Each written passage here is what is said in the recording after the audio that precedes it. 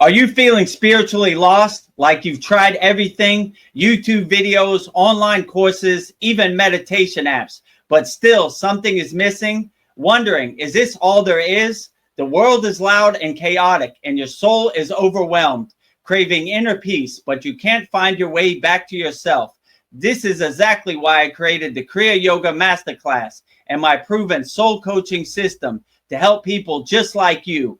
Isn't a video you watch and forget. It's a daily spiritual lifeline that brings you back to your soul. So if you're done feeling lost and you're ready to start transforming, then come join us. This is more than a course. This is your lifeline. Go to kriyayogamasterclass.com. Kriya Babaji Namo.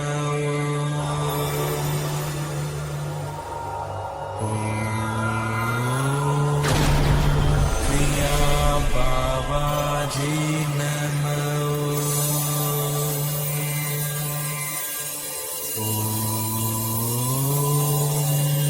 Kriya Babaji Namo.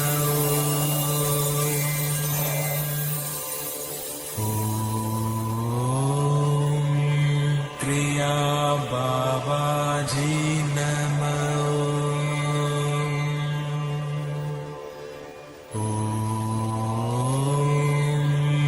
Kriya Babaji Namo.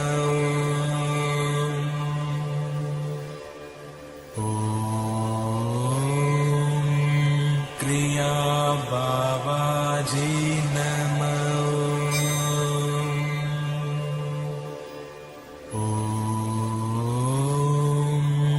Kriya Babaji Namo. Welcome to our August 27th Vedgurudev's live Kriya Yoga Q&A Satsang here at the Kriya Yoga School. Before we get started, we will give respect to all of our auspicious honored guests. We will start with Goddess Lakshmi Devi, the goddess of infinite abundance, wealth, and prosperity. And I will say her mantra 3 times with love and affection. Om Sharim Klim Lakshmi Narayana Biyam Namaha. Om Sharim Klim Lakshmi Narayana Biyam Namaha. Om Sharim Klim Lakshmi Narayana Biyam Namaha. Next to her, the highest of them all, Adi Yogi, the first yogi ever, pure consciousness, Lord Shiva himself. And I would say his mantra with love and affection also. Om Namah Shivaya. Om Namah Shivaya. Om Namah Shivaya. Next to Lord Shiva is Lord Ganesha, the remover of all obstacles, Lord of success, and I will say his mantra 3 times with love and affection also. Om Gam Ganapataye Namaha. Om Gam Ganapataye Namaha. Om Gam Ganapataye Namaha.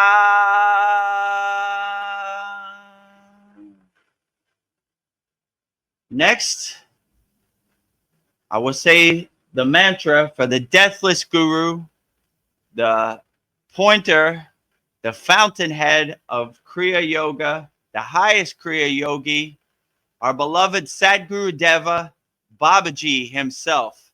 And I will say his mantra with love and affection also. Om Kriya Babaji Namo. Om Kriya Babaji Namo. Om Kriya Babaji Namo.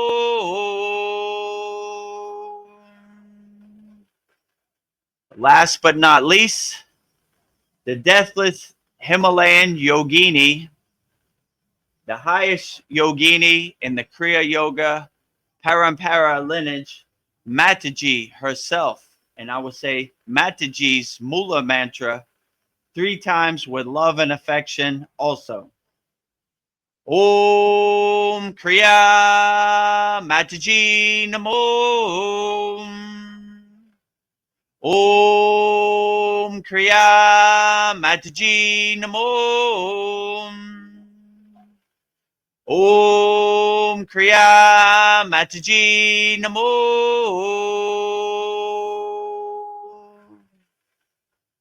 Now that we have welcomed all of our very auspicious guests, our honored guests, now it's time to start our August 27th Vedgurudev's live Kriya Yoga Q&A Satsang.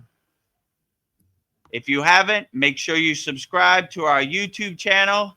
We're only 10 subscribers away from over 1,000 subscribers. So help us meet our goal here at the Kriya Yoga School of 1,000 subscribers so we could be monetized and you could send over your super chats and send us a coffee. So if you like what we're saying here, support the movement, support our Kriya Yoga family. Subscribe to our YouTube channel at Vedagurudev. And if you really want to learn the secret science of Kriya Yoga, 100% free, and join over almost 700 like-minded Kriya Yogis and Yoginis from all around the world practicing Kriya Yoga daily, go to freekriyayogamasterclass.com and join our free Kriya Yoga school because money shouldn't be a barrier. And if you want to learn the advanced techniques and master the supreme science of Kriya Yoga, go to kriyayogamasterclass.com. And with that said, we bring Veronica to the stage. Namaste, Veronica. Welcome to our August 27th Vedgurudev's live Kriya Yoga Q&A Satsang. Thank you. Namaste to you too, and everyone here sharing our beautiful Satsang conversation where everyone is welcome around our fire.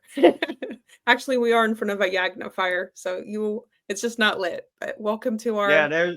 This is our yagna fire. Every full moon and every new moon, we light a big fire and burn up all of our Kriya Yoga Masterclass members' problems that they send in, all your financial problems, health problems, family problems, emotional problems, all in the holy fire, yagna, swaha, goodbye. They no longer serve you in the present moment.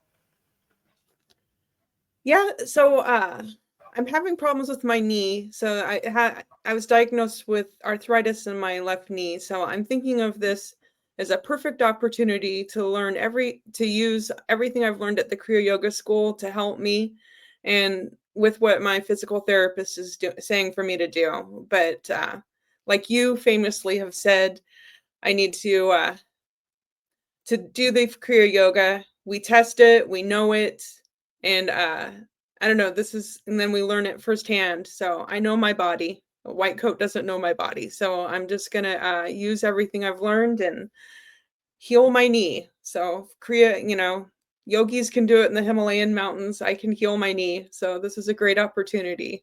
So yeah, that's my thoughts anyways. I will raise my charge and raise my life force. So yeah. Yeah, like I always say, there was no hospital, there was no doctors in the Himalayan mountains. If you twisted your knee or turned your ankle, because in the Himalayan mountains there's millions of loose rocks, so it's very easy to sprain your ankle or twist your knee. So if any of that happened, we definitely weren't waiting for no white coat to come save us, because no white coat was coming to save us. And before I went up the Himalayan mountains, the Indian government made me sign a waiver saying if I died, they were not responsible. So no one's coming to save you. Sometimes you got to save yourself. If you're lucky, you may have some yogi brothers and yogini sisters around, and they will heal you collectively, but if you're there on a solo mission, you have to heal yourself. So yeah, we have these healing techniques to help heal you, because no one knows your body better than yourself, like Veronica said. So when you get the opportunity, look for the opportunity to heal yourself. So if you want the healing kriyas that Veronica uses, join our Kriya Yoga Masterclass. Very profound. So yeah, heal yourself. Don't wait Yes. for the white coats to come heal you, because they Yeah. ain't coming. You know, Nobody's my coming to guru save told me, you. if you think a helicopter is gonna fly up here and take you to the hospital, you're dreaming. It ain't happening, right? So we got to figure it out ourselves, which is most people in the Western world, they're kind of lazy. They wait for the doctor to tell them about their body. But that gave me the insight. I'm not waiting for someone to come save me.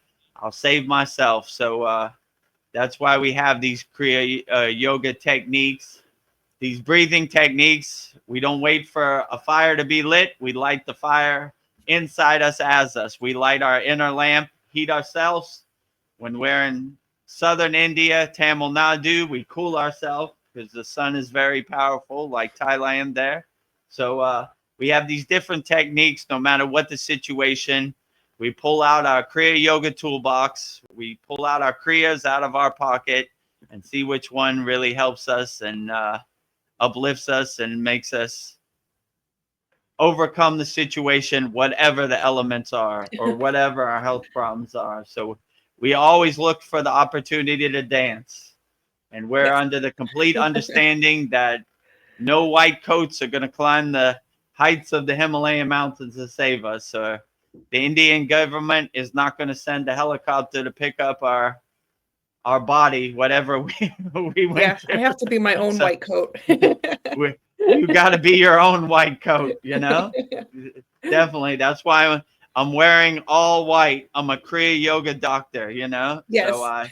I heal myself. I'm my own white coat. So I don't wait for nobody else's white coat to tell me how I feel.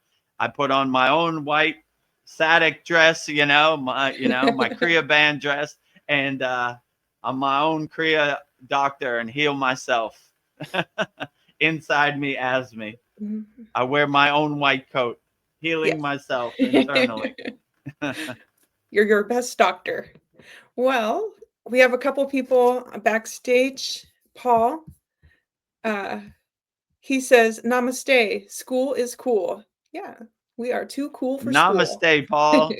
School is cool. And speaking of school, we have some very good news. We're on a Yes. platform called SKOOL, SKOOL, right? So you Yes. go SKOOL.com. And yeah, we're number 5 and number 6. So we're the number 1 yoga school in all of on the SKOOL platform. And actually, maybe we should play that video Yeah. so we could show everybody how they could verify this.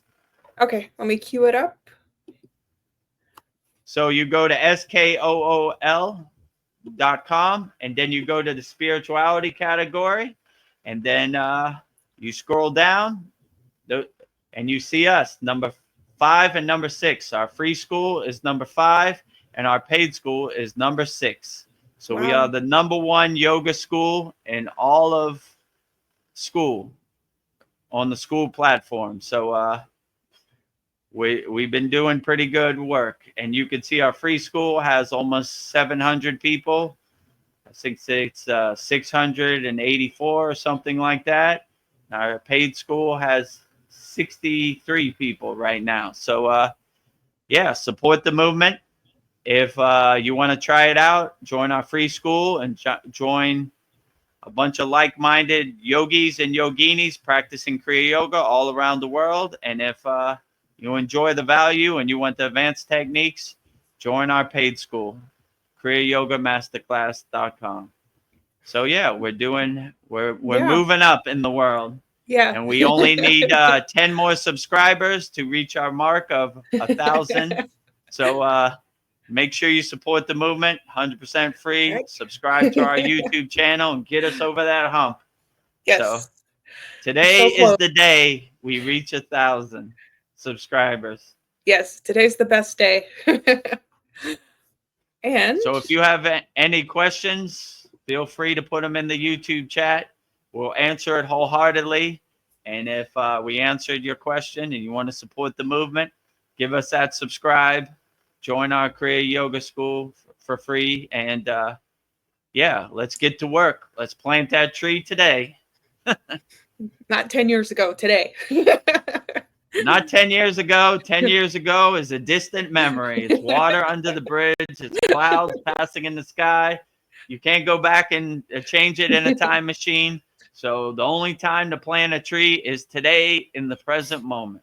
So let's plant that Kriya Yoga tree, start doing our inner work, and yeah, be blissed out yogis in 2025.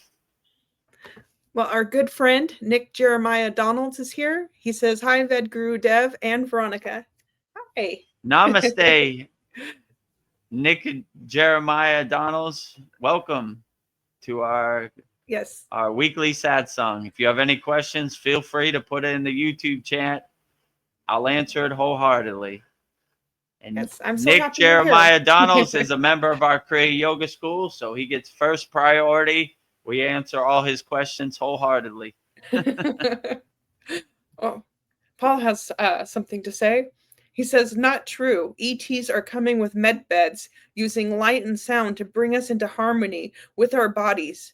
Or not, who knows, LOL. Yeah. The ETs want to help us.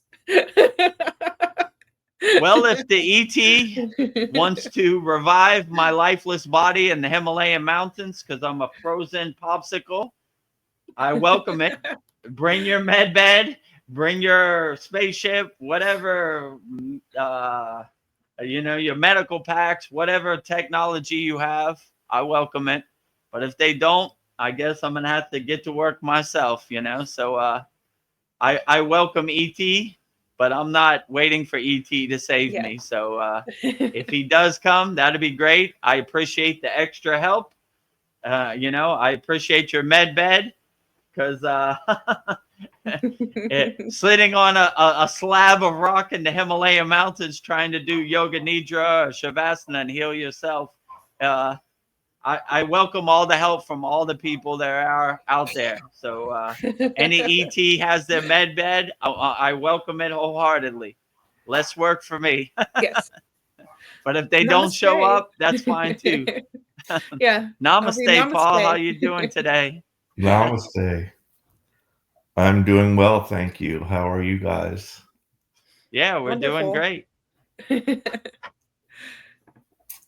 Yeah, so a little story today. I did have a appointment for my eye, so I'm in there. I'm in the waiting room, and like I hear like these two veterans. They're like speaking and like, I'm always kind of just like I'm bored over there. I listen to people's conversations, but they were talking and I heard this guy, saying some stuff, and I'm like, well, let me just.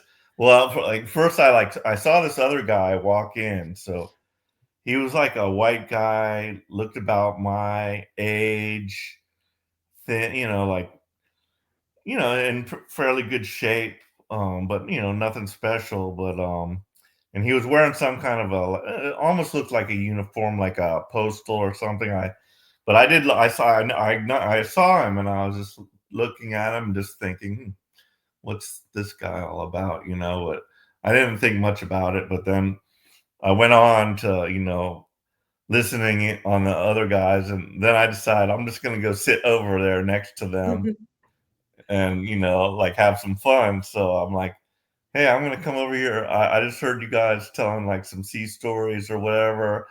I was in the Navy, so I just wanted to hear what you're saying. So I sat next to them and started listening. And then that guy, he says, oh, he speaks up and he's like, oh, you were in the Navy? I was like, yeah. And so we started talking. I'm next to those guys, but he's like over there.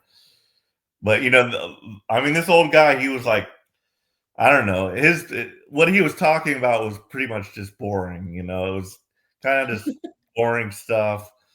But so this guy, like, he said something, and I'm like, oh, well, what was your rate? He goes, oh, I was a Navy SEAL, and like my ears perked up. I was like, a SEAL. I've never like talked to a SEAL before, but like I know SEALs. No, they usually have classified clearances. They know stuff. They've been places. So I was just like, yes, this is my opportunity. So I immediately like start going into the conspiracy theory realm with him, you know, and he was not taken aback by anything that I said. I was hoping to get something a little better, but it's in a crowded waiting area, so like we really couldn't go that deep. But so I moved over there. I said, I'm just gonna sit over here because I'm talking across the room and stuff. But so I sat next to him. We talked about all kinds of stuff. I told him, and he was also in the same like era that I was in. He joined around the same time I did, so it was the kind of the same thing. And like I asked him about Iraq, and he did say, and this is something new that I did learn. He said there were weapons of mass destruction, which I always thought that was like just our excuse to go over there, but I don't know. That's what he said. I don't even know if I believe that, but like I went into like about like why we were in Iraq and about the there was like a big museum there, and like we raided that museum, and there's also like the tomb of Gilgamesh, like an ancient Babylonian king who was said to have lived for thousands of years, was also discovered right around that same time frame. So it's possible the military was there to recover some of this technology that was from that era or whatever. But and he didn't like go in. He didn't like confirm or deny anything about that, but like he was like, yeah, I know, about that. And then I asked him about Antarctica. I told him I had heard some stuff about some seals going into Antarctica, and there was like a big black pyramid, which he had not been to Antarctica, but he went to Siberia. He was like, that was like my big punishment. I went to Siberia, but so I didn't really get to, I got called shortly, and then I didn't get to, but I gave him my card. I was like, I'm going to get this guy into my shop where I can like talk to him a lot better, without any other ears listening around. And like, so I gave him my card. So I'm hoping he'll show up at my new shop and chat. And then after that, the weird thing also is, and I told you guys about that guy. He was like a Muslim that came to my shop. He was a water salesman, but so my other friend, usually on Wednesdays, he'll come to my shop, and we call it the fireside chat, and we just chat about whatever stuff popped up on the internet radar. We'll discuss all. So he like knows all the good stuff, and so me and him are sitting there talking, and then I had just like finished telling him about this guy Yusuf that came and had a big God talk with me, and who shows up through the door like minutes later? Yusuf. Like, this guy's meant to be here to like tell my friend probably some of the stuff that he like told me. So we had a long chat. I stayed much longer than I normally do. And so yeah, it was pretty interesting, and it's just like little synchronicities that I do notice. Like I think both of these guys showed up for some kind of reason into my life, and yeah, so I'm just waiting to see what comes of it. So yeah.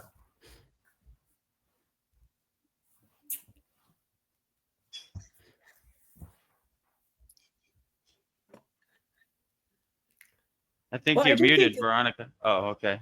Oh. Uh, I was go like ahead, trying to sorry. give everybody a space to talk. Like, I don't know, something I've been thinking about is like, I don't know, I used to have a wish for the world that we would all become millionaires and nobody would want for anything, but I've changed my wish for the world that we all open up our eyes to our potential, because I see so many things in this life that we're prevented from. It's all gatekept from us to keep us safe. But I don't know, for example, like dolphin births are illegal, but it turns out that they're actually really good for the mother and the child coming into this world. And there's certain parts of Yellowstone Park that we're not allowed to go to because toxic gases and fumes. But I just saw a video of a deer drinking water out of a place that was deemed dangerous for us. And the water looked yellow. And it turns out there's gold in that water. And gold is really good for us. And I was thinking like the yogis in the Himalayan mountains, they would, if they could have gold, everything they would, like, but they can't afford gold, so they have copper. But all these things that are kept from us, you know, gatekept from us, they're actually good and beneficial. I don't know. And my question to you, Vedagurudev, is what do you think about, what are your thoughts of all these things that these, you know, people in power are trying to gatekeep from us to keep us safe? But I feel like we just need to wake up to, I don't know, like we could be so far ahead if these things weren't kept from us. So I don't know, that's something running through my mind. Yeah, well, to make a long story short, when they say go right, I go left. So if they tell me not to drink the gold water, I'm drinking it for sure because I don't believe anything they say, you know? So like yeah, the veil of Maya delusion, the curtain of Maya delusion is always kind of kept over us from birth, right? And once you start waking up your consciousness, you start seeing the Wizard of Oz behind the curtain. You start seeing the pieces on the chessboard a lot clearer, right? And you really see the people who we've been taking the so-called truth from are habitual liars, and all they do is lie. I don't know anything they tell us the truth about. So when they say dolphins are dangerous, I say dolphins are beautiful.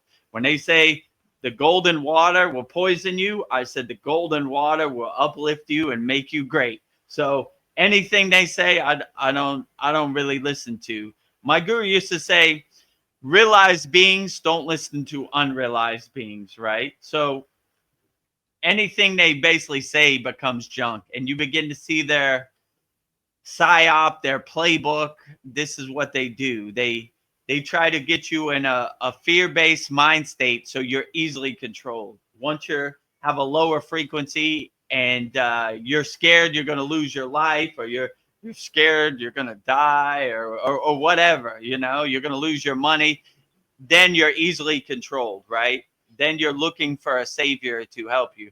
But if you don't care anything they say, then they can't control you, right? If you're a fearless yogi, like if you drink the golden water, you're gonna die. So I've been waiting to drink the golden water my Yeah. whole life. Goodbye for you. I don't listen to anything you say. Who are you anyway, right? Like a lower frequency being is going to tell a higher frequency being how they should live their life. Yeah. So when you start shedding all this identities, all this conditioning, and you stop waiting for other people to save you, then you start to have a more clearer awareness, and you become a free bird. Like in yoga, they say moksha, right? Which is liberation, right? I don't want your ghost story to become my ghost story. Yeah. I don't want your God to become my God. I don't want your science to become my science, you know?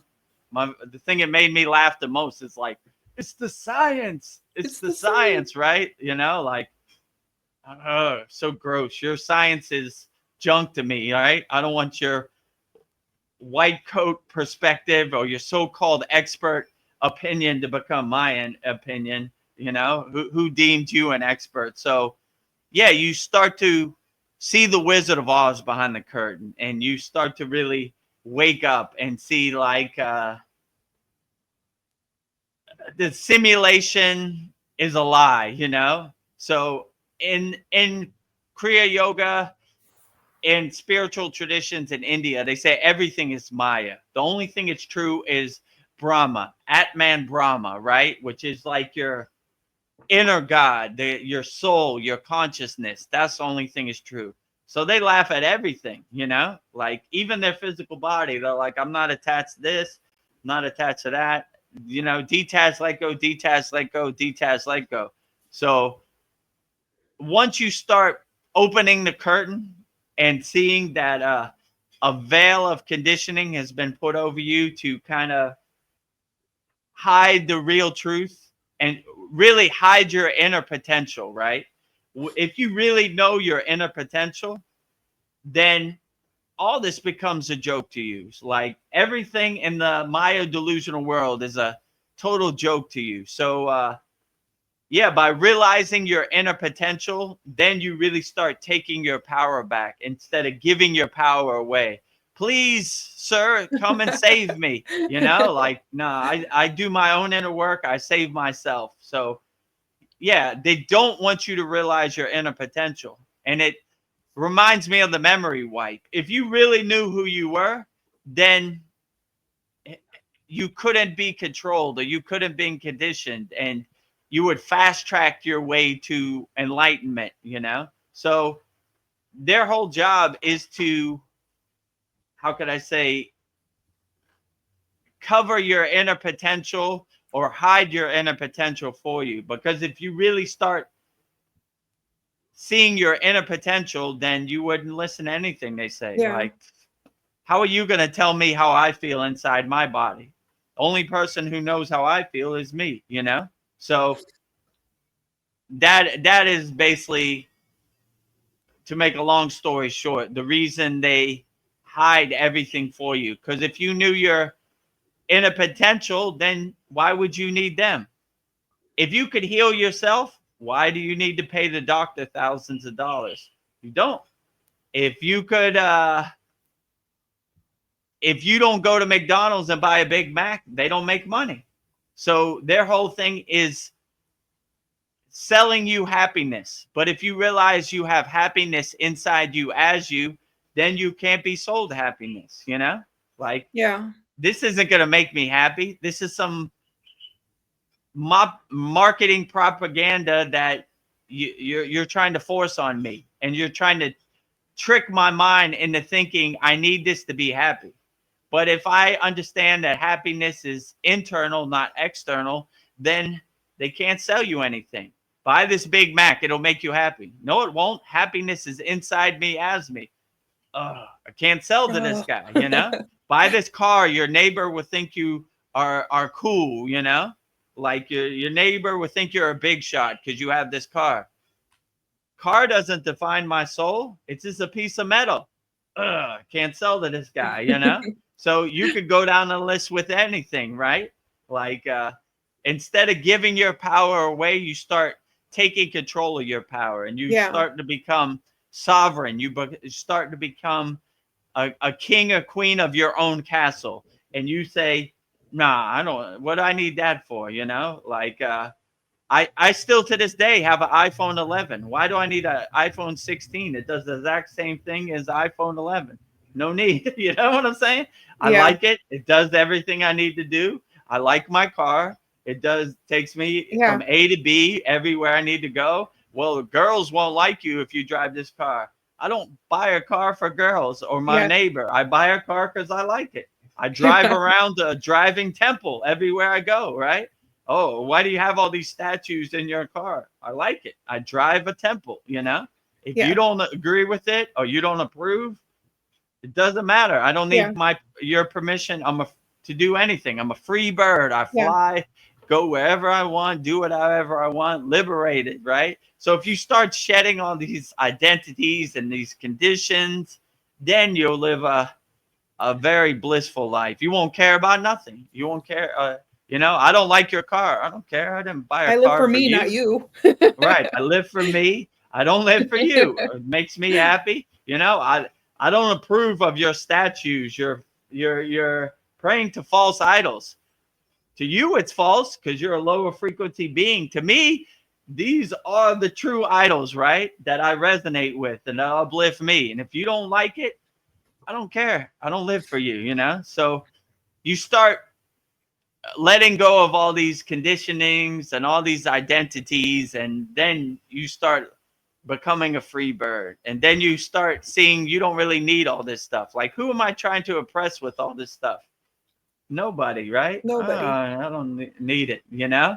uh, and in the Himalayan mountains, we just traveled with the clothes on our back, traveling light. And it's a good metaphor for detachment, because you don't want to be carrying a big backpack full of a bunch of unnecessary junk. You know, you're just weighing yourself down, you know. So you're tiring yourself out carrying all this junk you don't need. So in the Himalayan mountains, we travel light, you know. Yeah. Only the essentials, right? I got one jacket. I wear that jacket every day. I got some hiking poles. I use those every day. I got some hiking boots. I use those every day. I have a camelback where I put my water in. I go to the waterfall and put my water in there. So travel light, my friend. No baggage needed, right? So yeah, that's what Yeah. I would say. Don't let anybody tell you what happiness is. You tell them what your happiness is. So that's how they make millions of dollars marketing.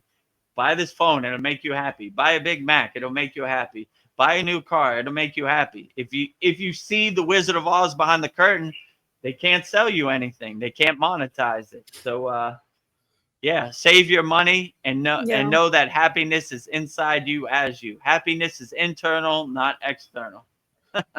Yeah, I'd So love to see. about the gold, and also about Oh, Kriya Yoga. What I'd like to say is that the same thing that drew me away from God now, and that was like science, you know, like my Mm, mind, you know, that like there's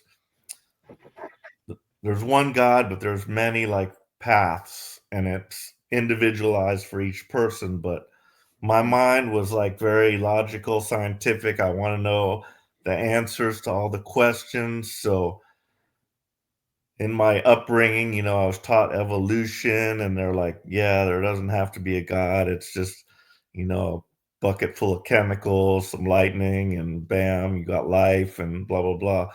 But like what I like about Kriya Yoga is it's the science of Kriya Yoga. And mm, um, it was, I put a video of this one Swami Raj or something like that, but he was it, and it's also in Swami Yukteswar's book, The Holy Science, but mm, about how the you know the nadi and the pingala and the mm, sushimna is, it equates to like uh proton, electron, and neutron. You know, like neutron would be sushimna, then you got your positive, your negative. So like that really like makes sense to me. So that like draws me and makes me like feel like, yes, this makes sense. So that all makes sense to me. And like gold also being like one of the most purest substances. It could be under the ocean for millions of years, and you pull it up and it's still shiny, no corrosion on it, you know. And you know, I've heard of like certain substances that were taken in the ancient days, and one was like, you know, mana, they call it mana, but mm. another one, it was called it's monatomic gold. So it was some type of gold that was like broken down into, and you drink that. And like I actually take a supplement, it's called Ormus, well, when I can afford it. But yeah. it is supposed to be some type of monatomic gold. But so yeah, I think gold is a pure substance, and there's something to it, and there's something to all this, you know, science stuff about it that just makes me like this is the path for me, you know, whereas other paths did not explain it in a manner that I can wrap my brain around, if you know what I mean. So yeah, it's great. Yeah. So, like I always say, the supreme science of Kriya Yoga, or as Krishna said in the Bhagavad Gita, yoga, the supreme science of God, right? So we don't, I don't want anybody out there to believe me just because Vedagurudev said it. I want you to test it, observe it, experience it, feel it, so you know it for yourself, right? Like, don't have blind faith in me that Kriya Yoga works. Try it out for yourself.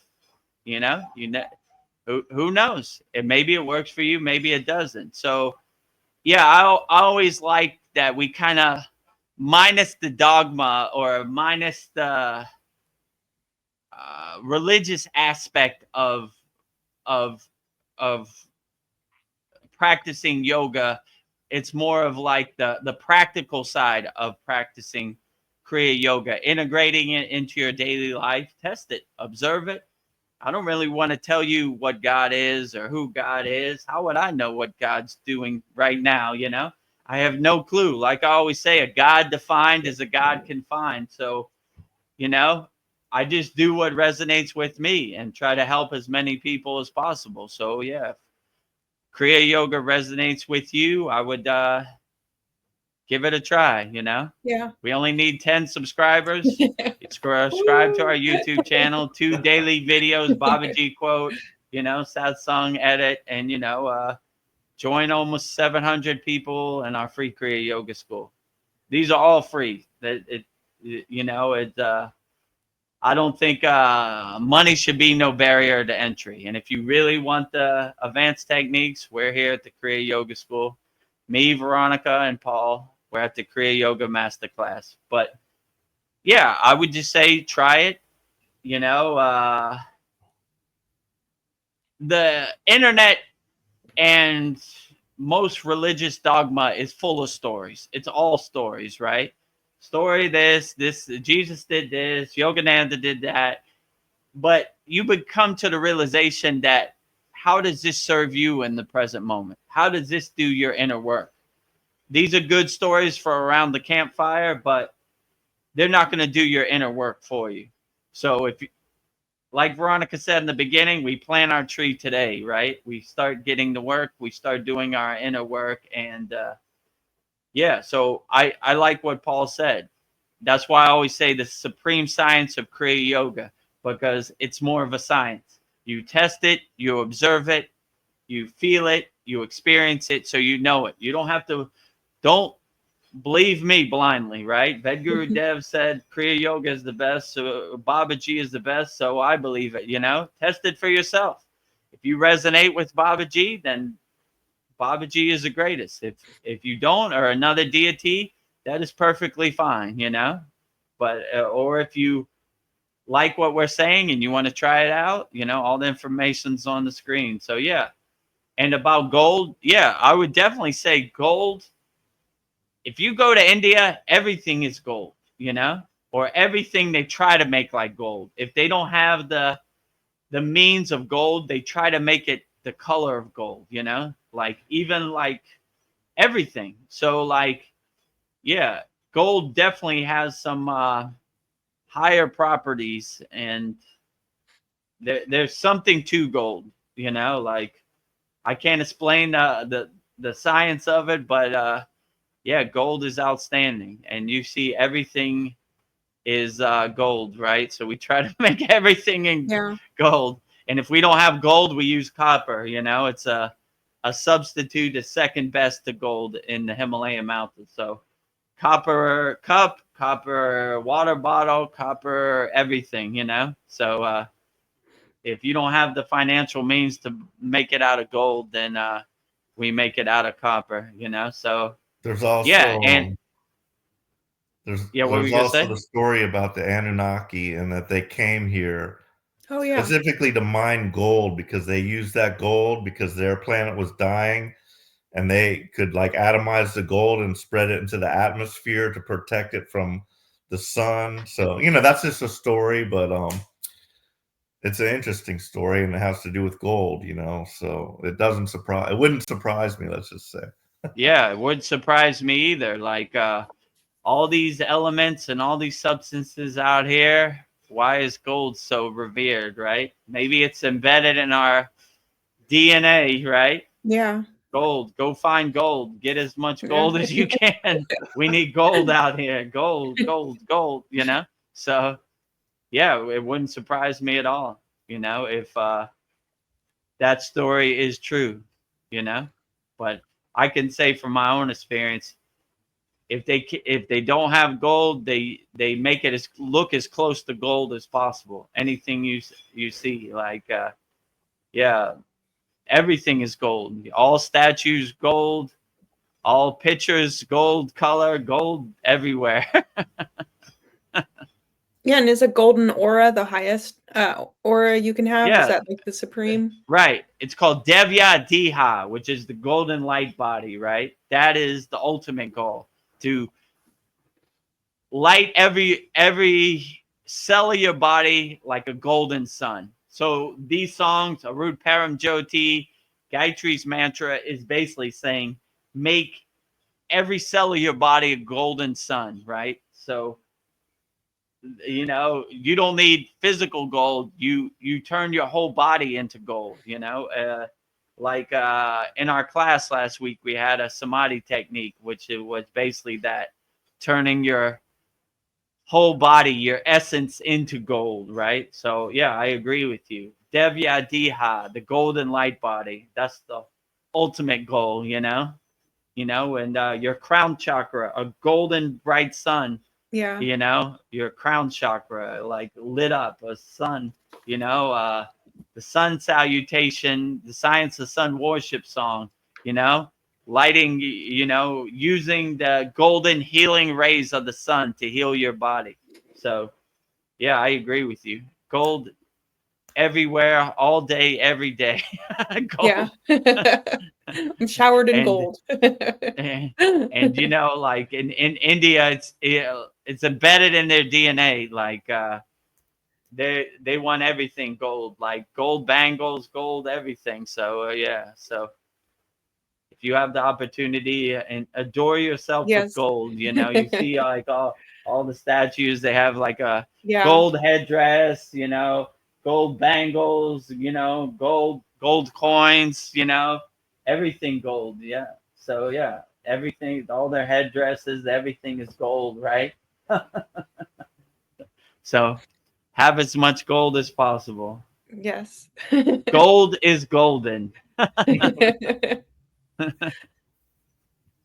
Yeah, I think like we've been programmed to like forget who we are, but what if we realized we are God and we're operating in human form, and that the kingdom of heaven is within us? We wouldn't need Mm. religion, but we've been so programmed to believe that, like you keep saying, that everything we need is within us. It's not outside of us. But I would just, if everybody could just see that, but we're all on a different timeline. Yeah, if you see the kingdom of God is inside you as you, there's really no need to go to church, because you are a walking church. You are a walking temple. You are a walking ashram. My guru used to say, wherever a yogi or yogini lies her head or his head, that is his ashram. So my cave was my ashram. I slept in the cave. My house is my ashram. I do my yogic practice, my sadhana in there. So yeah, if you could really realize that,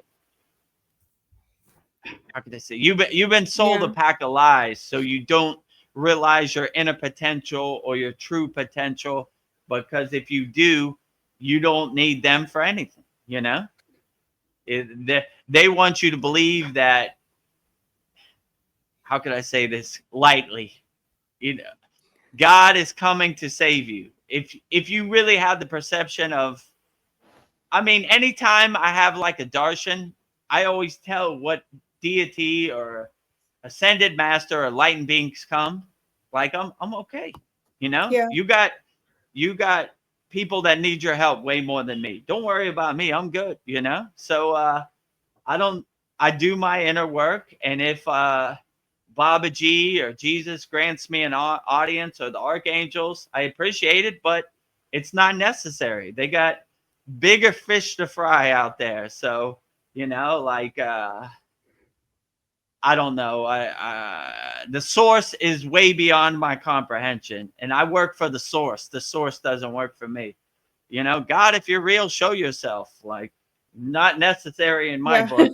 God is busy, right? Like, and if God did come, he'd probably blow my light bulb, right? Like, God is way beyond my peanut physical body could handle. Let's say it like that, right? Yeah. So, God, you're busy. You're doing the greatest job of all. The sun came up today. Keep up the good work.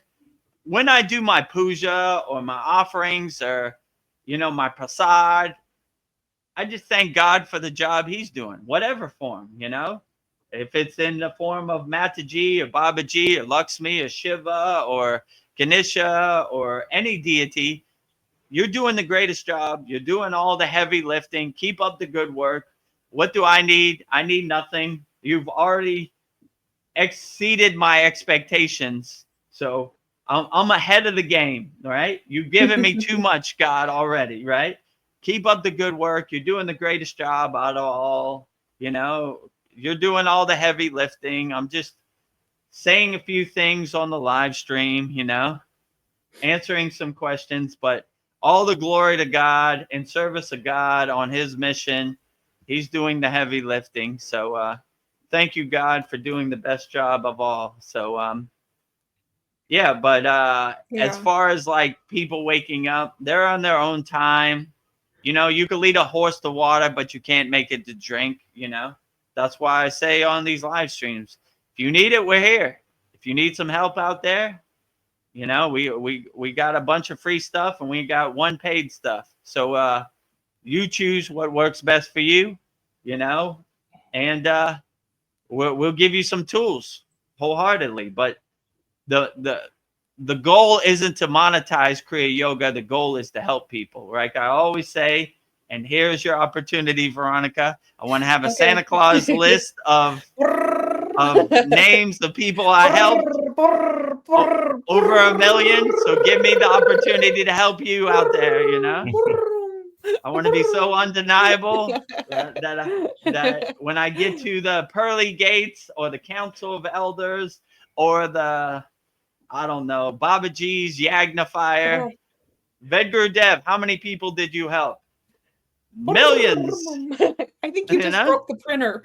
Like, infinite amounts, right? Bazillions. This guy got the message. He understood the assignment, you know. So he came prepared, right? He was waiting for this day. So yeah, just help people. But you can lead a horse to water, but you can't make a horse drink. So we're here if you need us. If you need some help, we're here to help, you know. If you want your questions answered, we're here to help, you know. 100% free. And if you enjoy the value we give, just give us that subscribe so we can meet the mark. We only need 10 more subscribers. Hopefully it's less now. So get us over that hump. Support the movement. Yeah, I feel like we've been pretending to be limited, but we're unlimited. But people live with constant fear. And I think most people will die before they discover the power to create any life that you desire. But we have that potential, but I think like fear stops us. I think that's the killer, because we've been brainwashed to believe that we're less than we are. So yeah, definitely. I always say be a fearless yogi. Not scared of anything. I've been to the heights of the Himalayan mountains. I wasn't scared of freezing. I wasn't scared of the abominable snowman. I wasn't scared of tigers or whatever can happen up there, you know. I wasn't scared of falling off the mountain cliff or whatever. So yeah, just the best thing you could do for yourself is to be fearless, right? And you start to take all the trash out to the curb, because you see all this narratives are fear-based, right? We got to go to war because this country's going to come invade America, or you got to put this chemical in your body or you're going to die, or you got to give your tax-paying money to this faraway place because they need freedom. They need democracy. You see all of it's like a Wizard of Oz, like a fake narrative, a playbook, you know, right? And when you start taking control of your power and you start being in a fear-based state of mind, they can't control you. You don't care. Yes. Like, I don't care, you know? Well, what do you think about the war in Ukraine? I don't think of it. There are no ships or no bombs going off in front of my house. When I look up in the sky, I don't see any of it. So it's a cool ghost story that I can verify, and it doesn't serve me in the present moment. So I'm not scared of it all. I don't even think about it, you know? If there were bombs going off in front of my house, that would affect me in the present moment. But all these ghost stories don't affect me in the present moment, you know? They just hit. I like when they say his story, right? His story, right? This is your ghost story. I don't want your ghost story to become my ghost story. I only expend my energy on things I can control in the present moment. You know, I don't want to give my energy or my attention to any of your ghost stories, you know? So yeah, so we've been blinded in a fear-based state of mind. But if you really want to start taking control and start taking control of your life, stop being in a state of fear. Don't be Chicken Little and hide under your bed, you know? Oh, there's a big virus out there. Oh my God, I better hide, you know? Let me tell you how many people have passed away from this. Why, you know? They're constantly bombarding your consciousness with psyops, you know? Those meteors are hitting your atmosphere 24 hours a day, me included. I go out in the world in Thailand, ping, ping, ping, ping, ping, ping, ping, ping, ping, you know? But it has to dissolve on impact. You can't get attached to it. And yeah, if you could break out of that fear state and say, this fear is a wasted emotion. It doesn't serve me. Why do I need to be fearful? You know? Well, you need to be scared of Russia and you need to be scared of, I don't know, Iran or you need to be scared of viruses and you need to be scared of this and that. And, you know, it's all, you begin to see the Wizard of Oz behind the curtain and you see it's all fear-based. And when you're not scared of it, doesn't affect you. I don't care, you know? Yeah, I don't care. You're not scared of this? No. You're not fearful, you know? No, I don't care, you know? It's your story. I don't want your story to become my story, you know? Like, keep all your ghost stories to yourself, you know? Like Sandy says, bye, Felicia, right? Bye, Felicia.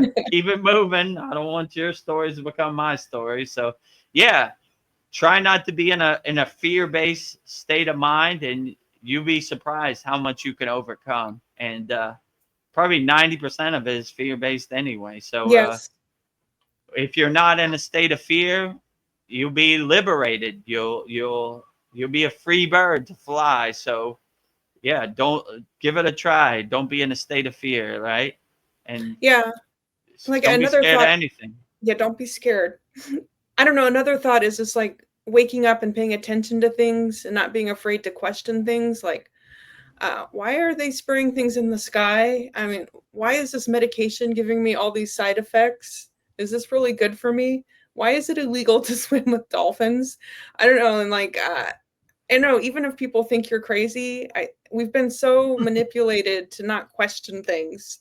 And I think we need to not let others do the thinking for us, even if, you know, just question things. I'm taking control of your life and deciding what's good for you instead of letting other people make all these decisions for you. I don't know. We've just been really brainwashed. Like, yeah, question things, even if people think you're crazy. But yeah, I'll tell you a funny story. My father, he passed away in 2020, but he went to Catholic school. He went to Catholic university. So he knew the Bible inside out. And when I was a young boy and I used to go to Catholic school, he used to give me all these things like what would he say? If you're born with original sin, what's the use of being born? Shouldn't God make you be born? You know. So I got many rulers over my knuckles from the nun because I asked questions that they didn't have answers to, Oh. you know. And they always used to tell me thinking is a sin of pride. That's what they used to say, you know, like, why are you Thinking? thinking? We've done all the thinking for you. There's no need for you to question anything, you know. It says it in the Bible, so it's got to be true, you know. Why are you thinking? It's the word of God, you know. So like that type of stuff. So yeah, I got many put your hand out and ruler over the knuckles, right? Do not question, do not think. But yeah, you should think. Like I said earlier, you shouldn't blindly believe that Kriya Yoga is for you. Test it, observe it, and try it out. You know, don't believe anybody blindly, right? That's the problem in this world. Most people are NPCs, they're sheeps. They just regurgitate whatever they see on CNN or Fox News or social media, whatever. They just regurgitate it around the water cooler. You saw what Donald Trump did yesterday? You know, oh my God, Putin is so terrible. How do you know? I don't know. They said it on CNN, so it's got to be true. You know, so yeah, most people, they just they treat us like sheep or slaves, and they know we're just gonna run with the narrative, you know, or they know you work so hard from 9 to 5 that you're so dead tired that you're not even going to question the narrative. Like, I don't have time to think about none of this. I just broke my back all day at work. I'm just going to regurgitate whatever they say on the mainstream media, you know?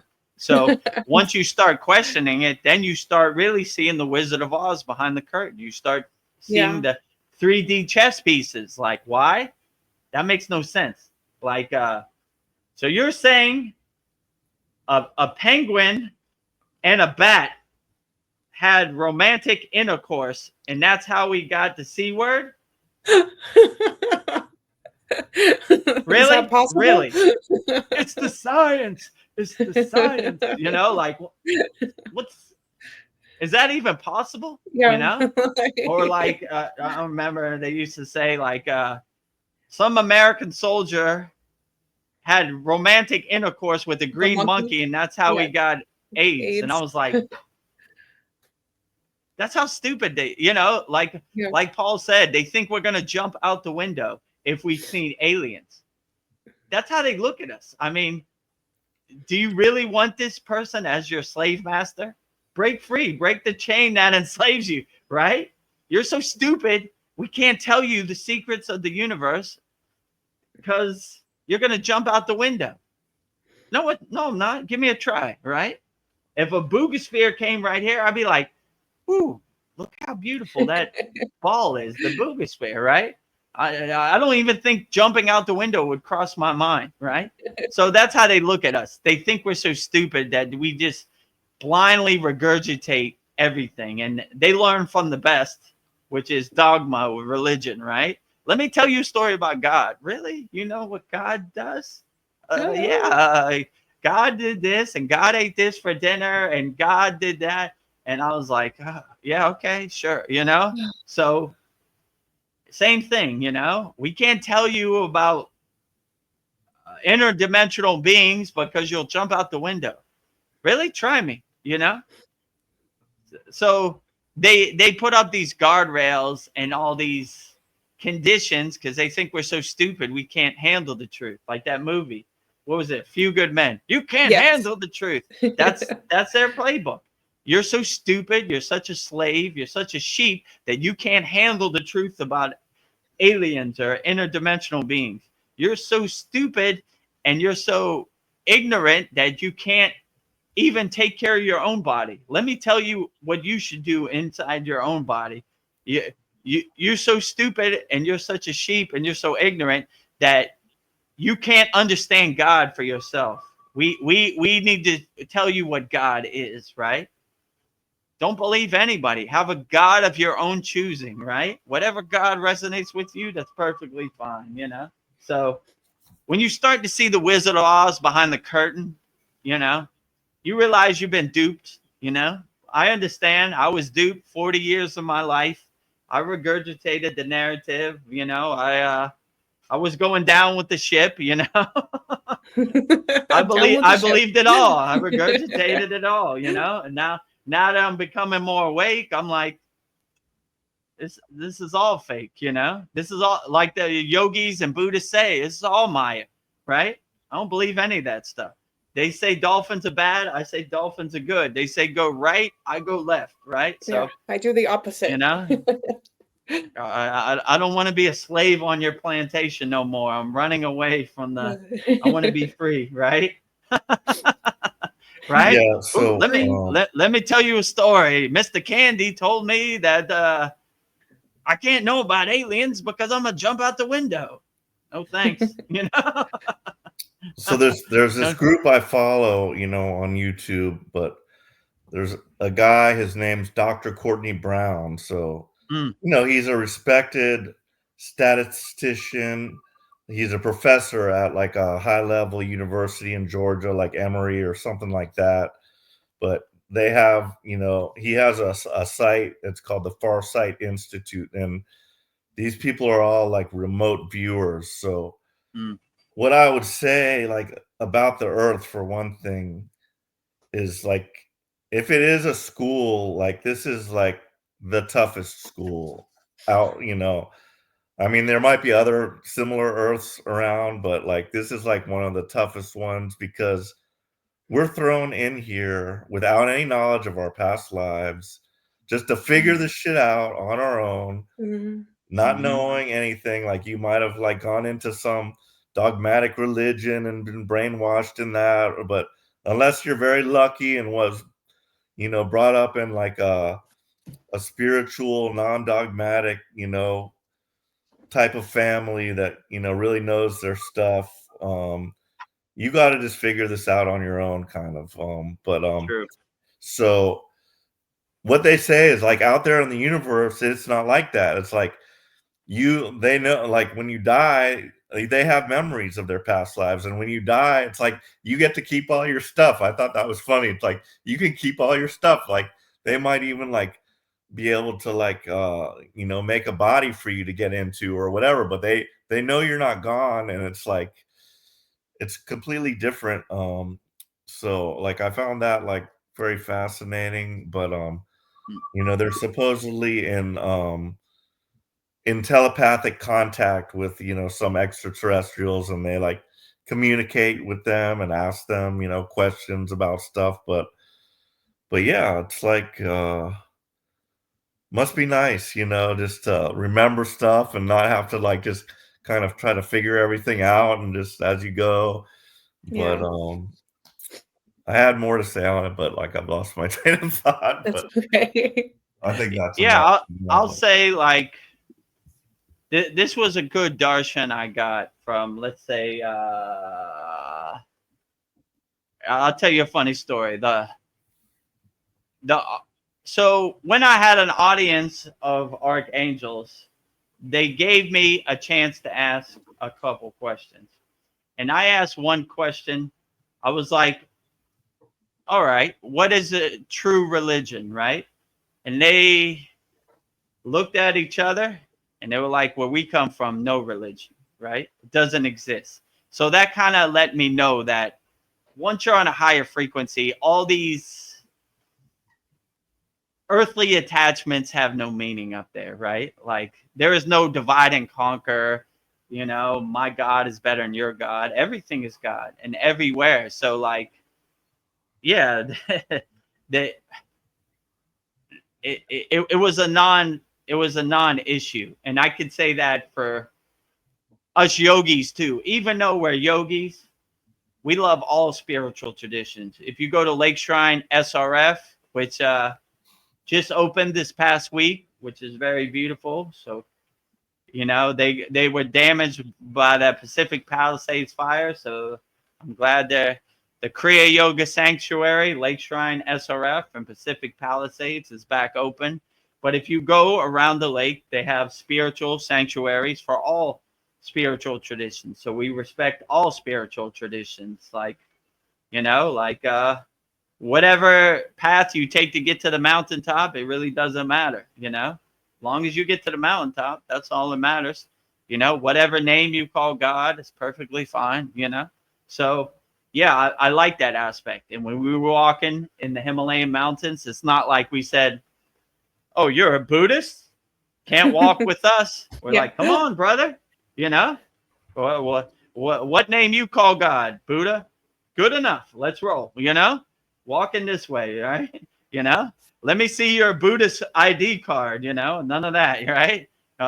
Or you know, we're a Sufi, right? Let me see your Sufi ID card. We don't hang out with Sufis. So it gave me the higher perspective of uh, everybody who carries inner divinity, no matter what name they call their deity of choice. We love them all wholeheartedly. You know, it doesn't matter. So, you know, like I always say, a God defined is a God confined. I don't want to put God in a box. Let God be free. Let God be universal, right? Putting God in a box. You know, let me tell you a One story thing, about God. You know, one go thing, ahead, Paul. this Muslim guy Yusuf that came to my shop said that I resonated with and liked. He like called these people like Jesus, Muhammad, Buddha. He called them doorways. These are doorways to God. You know, it's like you can go through whichever doorway, you know, and it can lead. You know, just depends on your liking. So I kind of like that doorways. Yeah. Yeah. Yeah, sounds right. Whatever doorway, whatever deity you resonate, get you there. It's perfectly fine. You know, like when they start going wrong, when they start saying my God is better than your God, or you worship false idols, you know, how would they even know what's a real idol? It's I don't know. It gets kind of ugly. So I would just say whatever God you resonate with, it's perfectly fine, you know? So you go through that doorway, and if it gets you there, then that is the correct doorway. But no one can tell you what's the correct doorway for yourself. You have to find that out for yourself, right? So don't let no one convert you into their, don't let other people's God become your God. Find your own God, and that is the best God, I would say, you know, whatever name it is, you know. So find the doorway that you resonate with the most and uplifts you, and that is the correct doorway for you. But it's not one size fits all. It's highly personalized and individualized for yourself. So find your doorway that makes you feel the best, and that is the best doorway, regardless of what other people say. And no one can know what your doorway is anyway. They're just guessing. So, you know, let me tell you, you know, I used to Mhm. like when I was in Miami and people would come to my door. Let me tell you a story about our Lord and Savior. You know what? Yeah. You know, Savior for you, maybe. I don't know. I'm gonna use my own discernment and my own discrimination to figure it out. You know. Well, I've got some comments building up, so if I can go through them Yeah. real Let's. quick. Okay. Yeah. Go ahead. Sandy's joined us. She says, "Hi guys, namaste. Been watching on my TV, but couldn't comment because I'd left my phone in the other room and I was too relaxed on the couch. And I've been watching since Paul was talking about how Kriya stands out as far as us testing it out for ourselves. And then she says, I've done remote viewing. Please tell us more. I'm very interested in remote viewing. And we've got somebody new, Johnny Nath. He says hi from London. And Hello from London, Johnny Knapp. he has your favorite question. He's asking you, who initiated you into Kriya Yoga? Oh, I've been waiting for this. I stay ready so I don't have to get ready. So we have a cool video that we'll play in a second, but yeah, who initiated me into Kriya Yoga?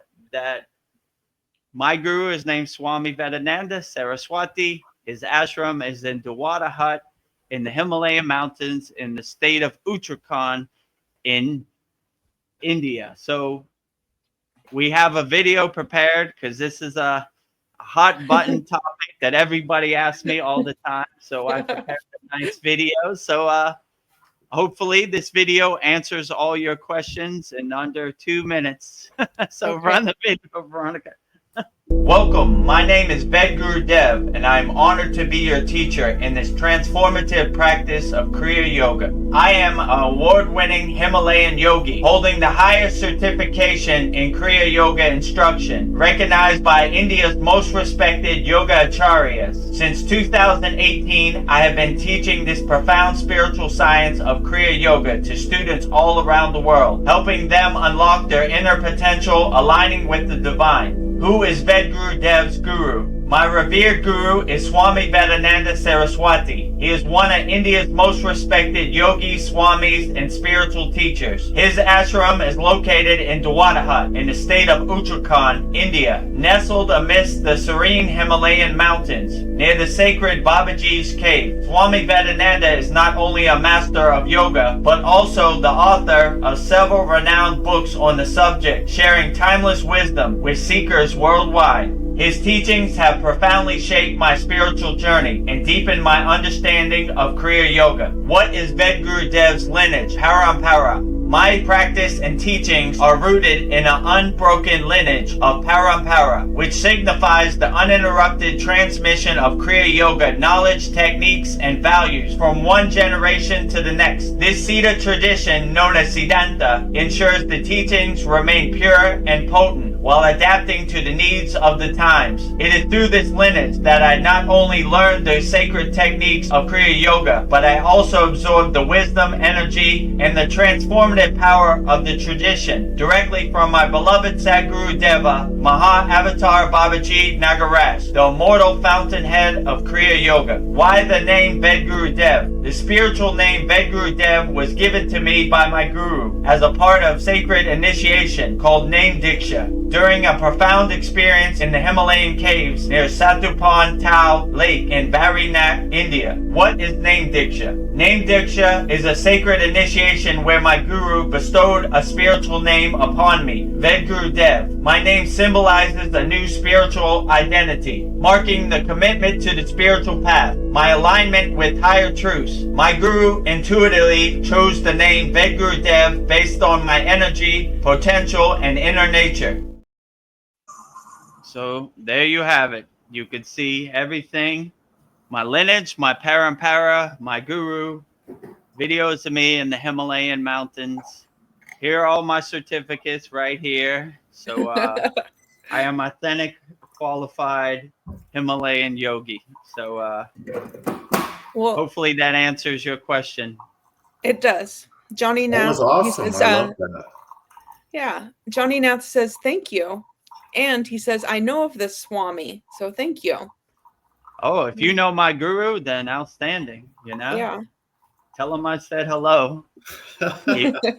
You went on the live stream with Vedagurudev, like, oh, Vedagurudev, he's out there doing his thing, right? Helping people, Yes. right? That's why I'm here in the Maya delusional world.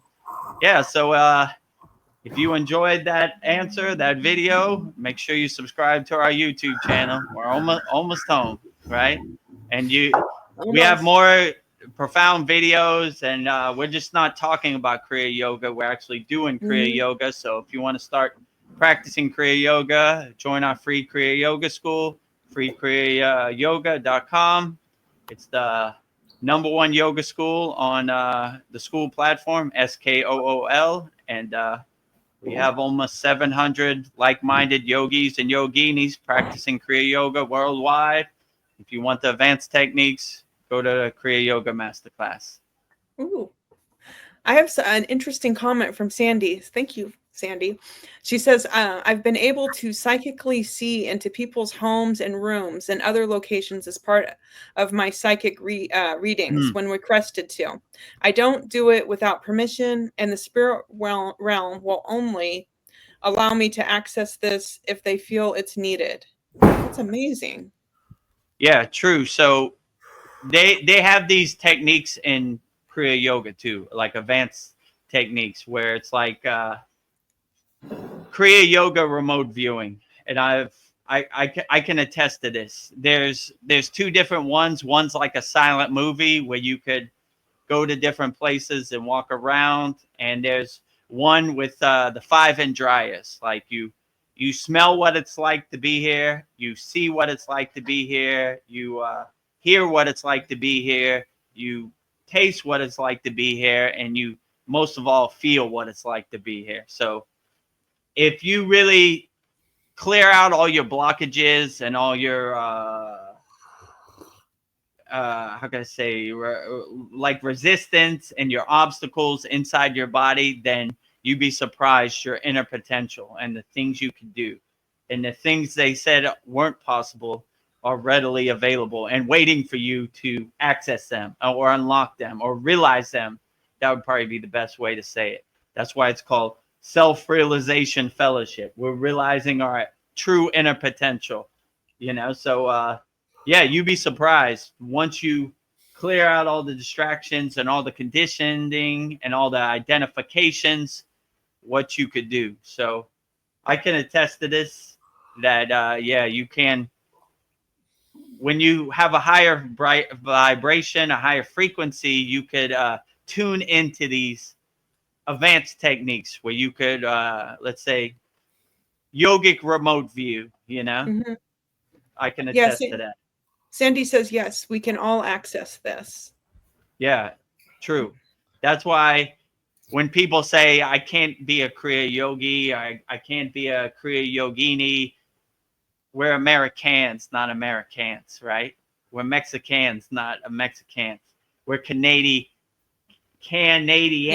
not Canadians, right? So it works for all these countries in North America. We're Puerto Ricans, not Puerto Ricans. So like, yeah. So you'd be surprised when once you clear out all the junk, all your blockages, all your resistance, all your obstacles, what your true inner potential is. So yeah, I agree. It's in our Kriya Yoga School.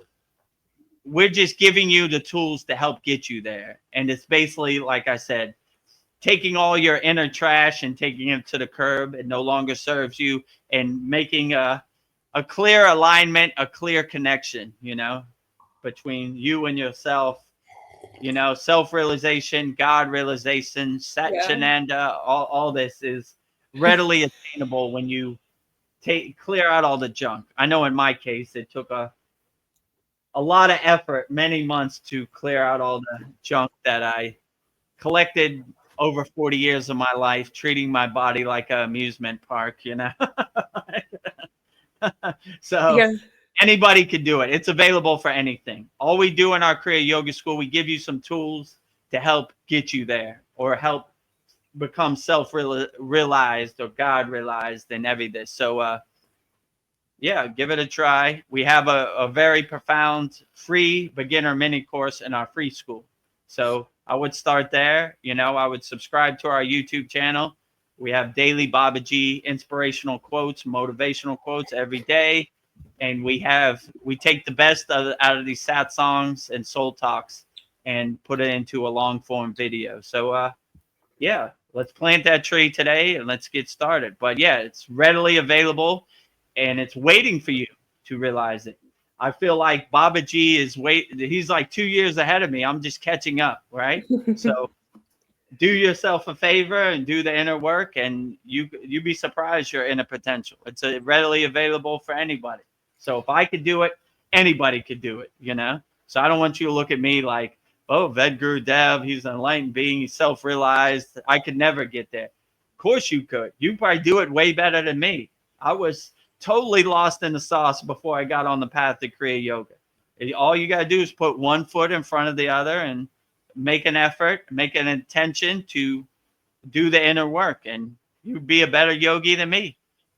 I hope one day somebody on this live stream can show me some stuff, right? Let me show you how far I got.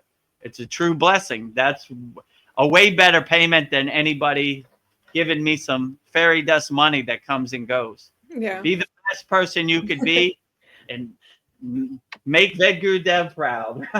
So you've got me curious now about what you just said, but just saying, it does. It takes a lot of discipline, a lot of work. True. I mean, consistency, discipline. Like I force myself. Whether I want to or not, I force myself every morning to do my little sadhana, whether I feel like it or not, to take my cold shower, to get up at X hour, and it's not easy. No. Just showing up is half the battle. But and I've heard of, like, in my readings, various things where, like,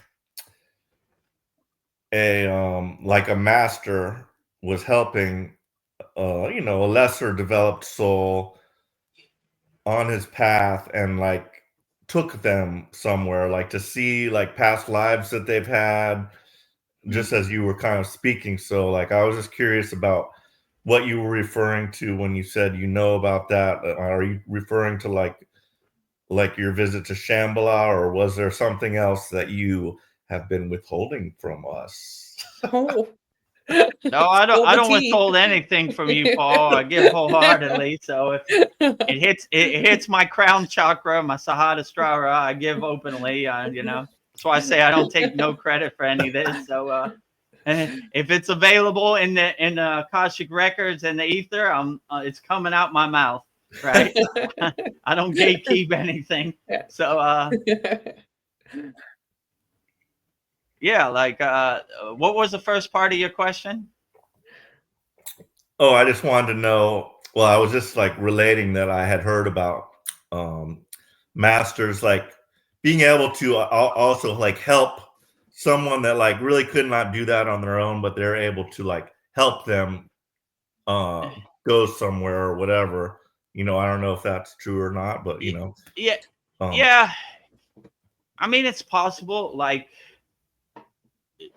my guru gave me Shakti Path, and we opened our chakras together, right? So collectively, if you have one fire, it's one fire, but if you have two fires, it's a bigger fire. So collectively, you uplift your energy, and people can take you there if they want, but it's more recommended that you do your own inner work. So if your guru's not available, you still have the techniques and you have the kriyas to get there yourself. It might take a little bit of effort, but you could get there yourself.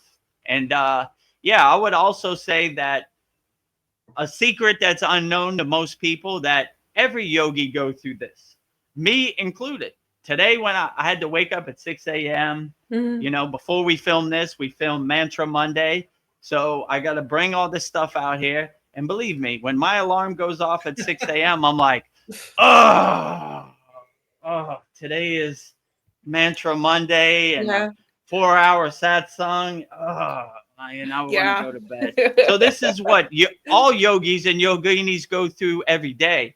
The only difference is they have the sankalpa, the intention to push through it. They don't go back to bed. They say, yeah, well, let's get to work. They just put one foot in front of the other. But everybody goes through it. Even the master goes through it.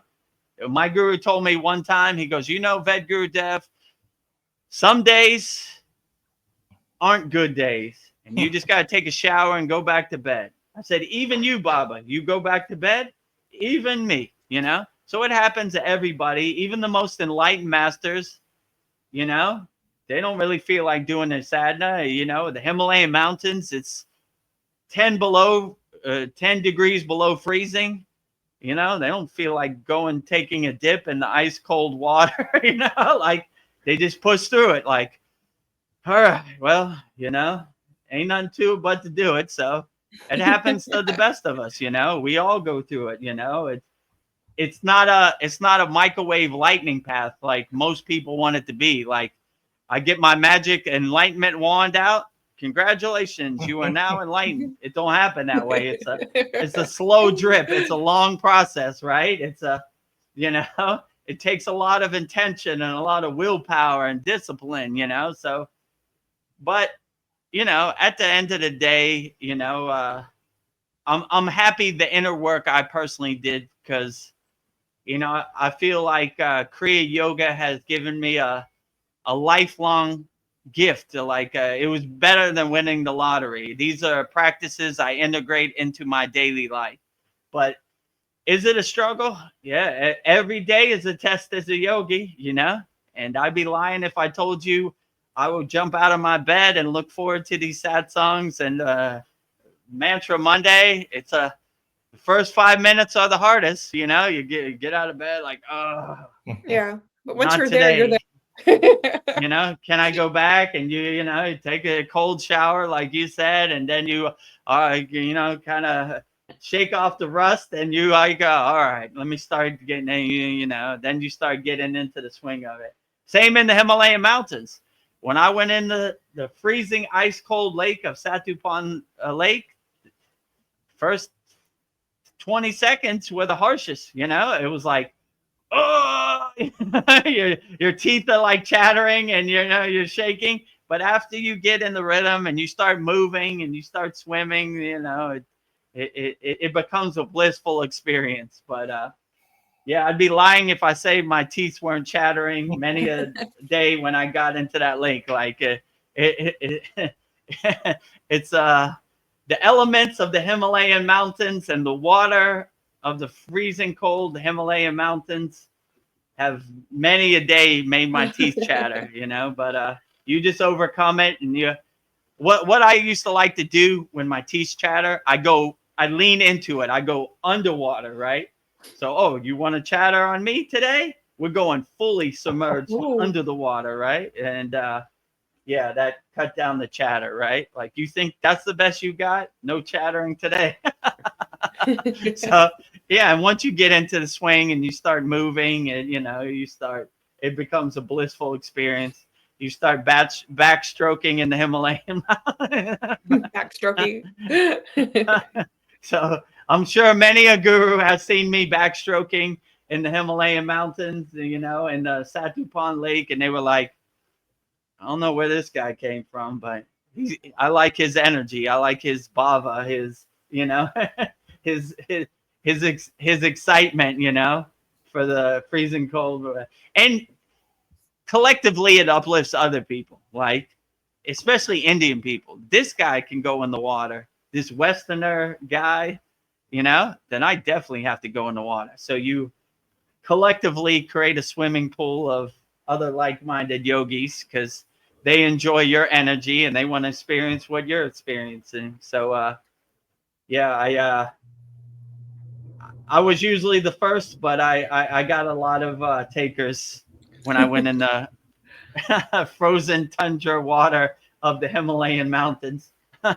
That's one reason I like to go. I do my asanas primarily at the studio because it's easier with other people there. And like, you know, like these girls are doing this, like if they can, you know, I can't like, you know, not do it, you know, just like Right. limp out and just like collapse, you know, it's like, so, but in the morning, I'm usually just doing like some light stretching, you know, forward folding, you know, one leg, other leg, and just whatever I can do in a seated position, I'll do like some of that.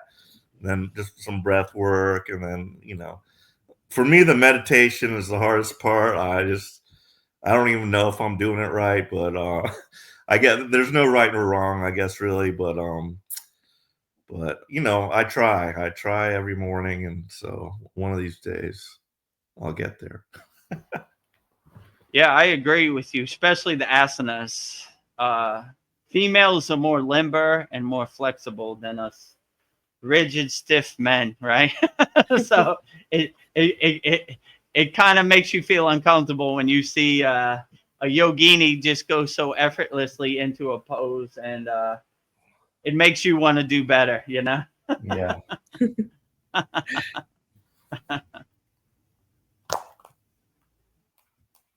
So I wanted to talk about dreams because like lately this happens a lot. Like I'll be dreaming I'm somewhere having this experience and then I wake up and I have to go to the bathroom or something, and then I go back to sleep and I go right back to the same dream. So it makes me think that it's real. And then like if you said that consciousness is the only thing that's real, whatever I'm observing is I create it, I'm making it real. So is everything that I observe real, like even in a dream? Well, real is hard to define, like they Yeah, say in yoga, right? or Like all in my mind. everything is Maya, everything is delusion. So even physical thing they would say is Maya delusion. But the highest sleeping state that most yogis try to go to is called Turiya, right? Which is you basically become in control of your dreams and you could craft your dreams how you want. So that's basically what I try to do in my dreams, or sunbathe in the grace of God. Just get to that higher samadhi sleeping state, let's say it, right? Like that. So yeah, I mean, it's hard to define what really happens in your dream or what dimension you go to or what's really happening and what's real and what's not real. And I mean, I don't know. That's a good Yeah. question, you know? Yeah, and to pick up at the Dreams. same dream. Like, Yeah, but that's a good thing because you're more aware. You're more in control, right? Like let me pause this VHS tape and pick up where I left off after I come back from the bathroom, or you know, yeah.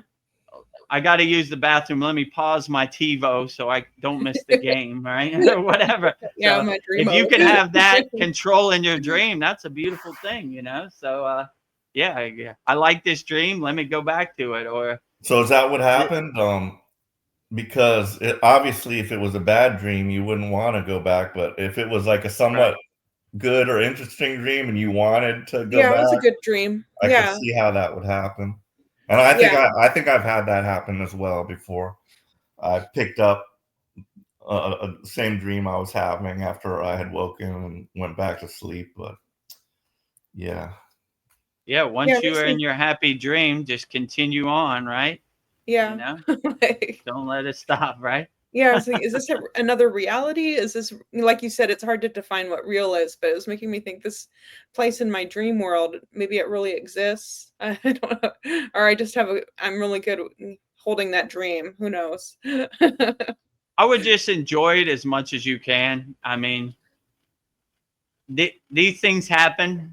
And my guru used to say, like, if you see colors or you see shapes or you see different entities or light beings or whatever, just don't attach to it. Just enjoy it for what it is. And it'll make the dream a lot more blissful. So I used to have the problem. I would overthink it. I would get in my way. I Yeah. would try, you know, and now I just let it flow. I just surrender to the dream and just enjoy it like I'm watching the movie on the movie screen and I'm in the audience with my popcorn, and I just let it flow how it flows, you know. Don't really try to control the outcome or the end of the movie. I just let it happen, you know. Don't really try to make sense of it, because yeah, I was an overthinker in the beginning for sure.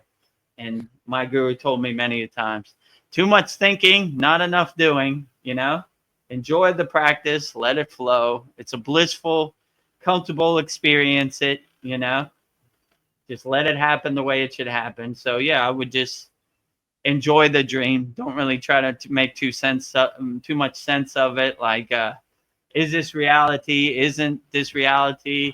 I wonder what the number dimension this is, and you Yeah. know, It doesn't it kind of matter. dissipates it and dissolves it too when Yeah. you overthink it. So you want to kind of, my guru would say, like samadhi or like dreams is like holding water in your hand. You're trying to extend it or prolong it as much as you can without overthinking it.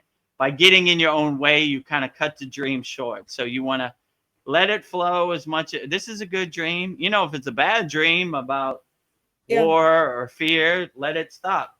Turn off the TV. But if it's a good dream and you're enjoying it, just enjoy it as much as you can and let it flow as much as you can, you know. Yeah. I Yeah. do like that Hold that release of water as tight as you can, you know. Eventually it's going to drip out and you're probably going to forget about it. I used to have like a dream journal next to my bed, and I would write down like, this happened, and then I realized after 20 seconds it's going to dissipate. So I just started writing down one words like uh I don't know, my daughter was there and God was there, and like then after the dream dissipates, I would fill in the blanks, that way instead of writing a story like in this dream this happened here, and by the time I got to that sentence it's already gone anyway. So I just started writing down one words and filling in the blanks. Yeah. So yeah, if you have a dream journal, that's good too, because you can go back and look at it. I do like that feeling, like when I have a bad dream and then I realize, oh, it's just a dream. Thank God. Yeah, I'm like, turn off the channel, right? oh, that's Some not of these good. are pretty vivid and realistic, right? I mean, when I first started on the path of Kriya Yoga, it was like a war every night with my mind, like that ego was dancing in my head, and I had terrible dreams, let's say it like that. But it basically dissipated. I took more control and just shedding that ego, it likes to fight, to Yeah. the end. So I'm just we had wondering some if real hardcore wars. Yeah, go when we ahead. die, if we're gonna wake up and feel that same way, like, oh, it was Oh, just a dream, maybe. And Ooh. Yeah. I'm just wondering, like, would I think it was a bad dream, or would I think it was a good dream? I don't know, but Yeah, like,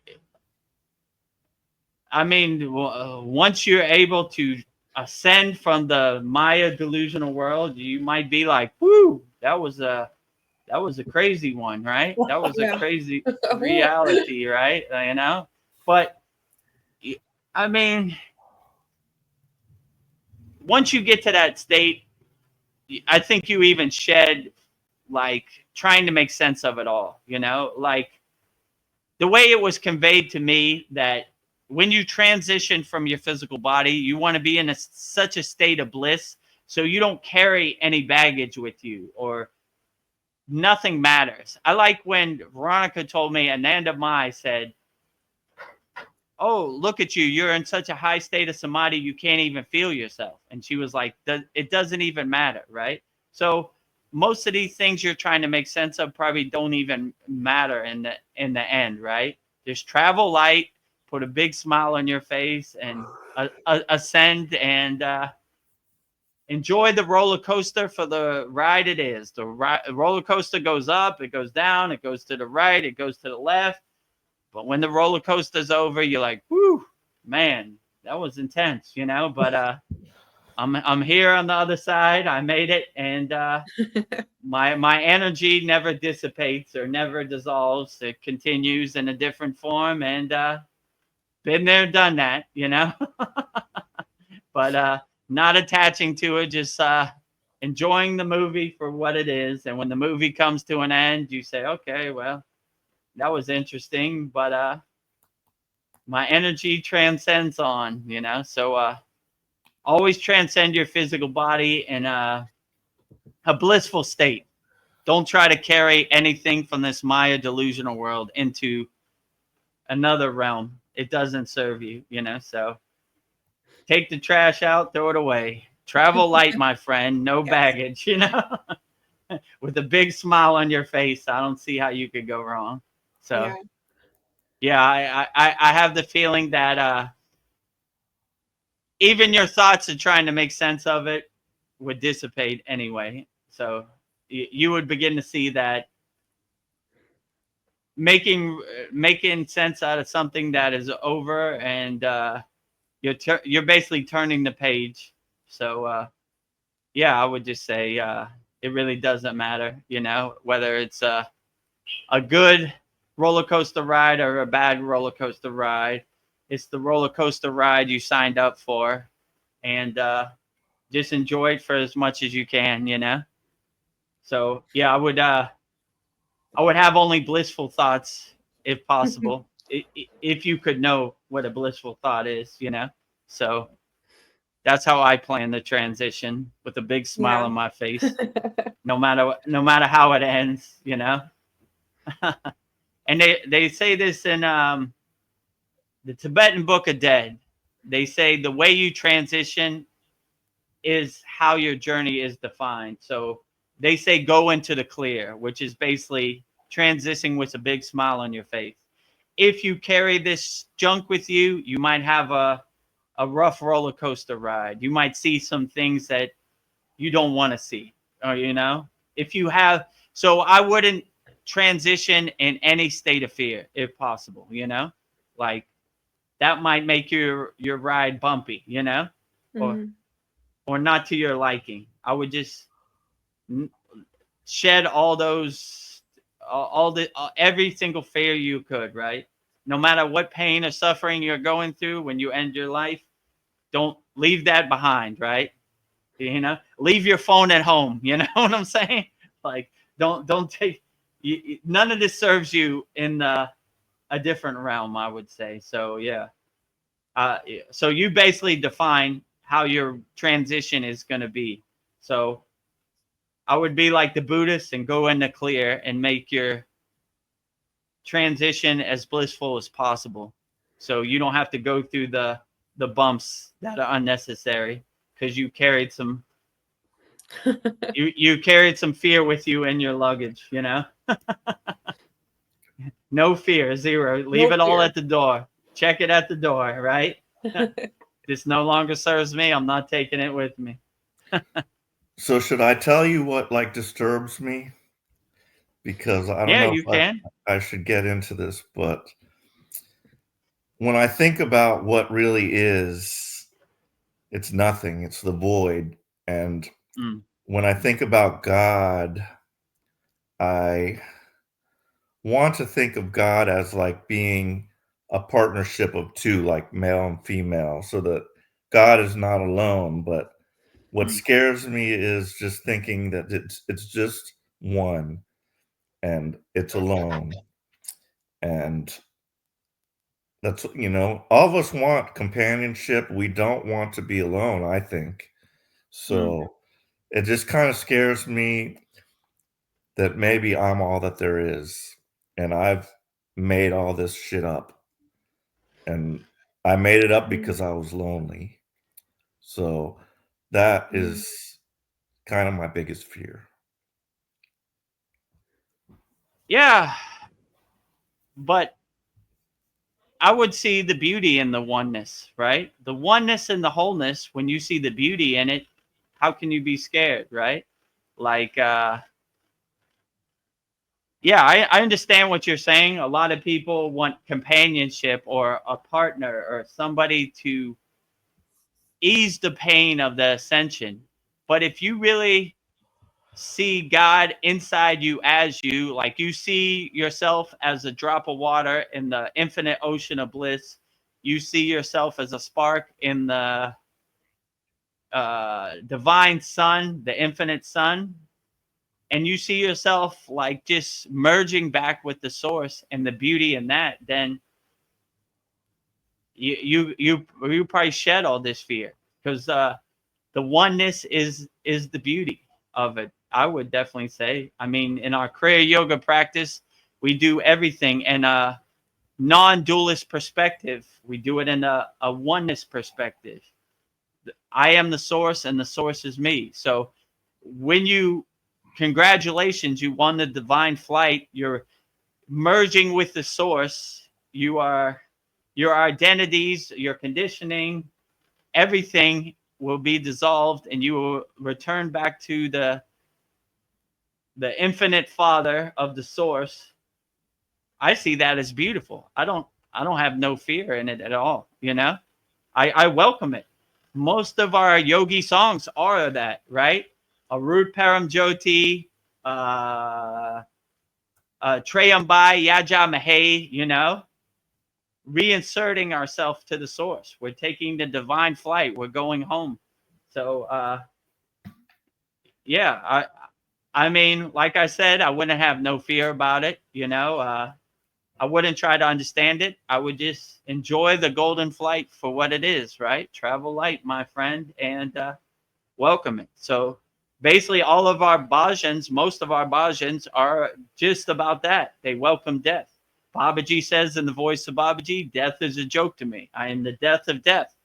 I laugh at this joke. They were in the fear, no fear over here, you know. So I welcome it, right? So I aim to reach the pearly gates. I aim to go back to the holy Yagna fire with Babaji. I welcome it, you know. That's, you know, when I see the beauty in Mahasamadhi, right? I don't I don't see like, I don't know. When I look at Yogananda and the Mahasamadhi or any other yogi who has attained Mahasamadhi, it's the most beautiful thing I've ever seen. It's the ultimate goal as a Kriya yogi. And when these yogis transcend their physical body, they make a Samadhi shrine. He's taken the golden flight. He's won the divine lottery. So yeah, I wouldn't try to be fearful. I would just try to enjoy it for as much as possible. And it is what it is. And it's not gonna adjust to you. You gotta adjust to it. So I would say stay light on your feet. Pivot, change course, change directions, you know, adjust, right? Don't be so rigid. Whatever it's shown to you, enjoy it for what it is with a big smile on your face.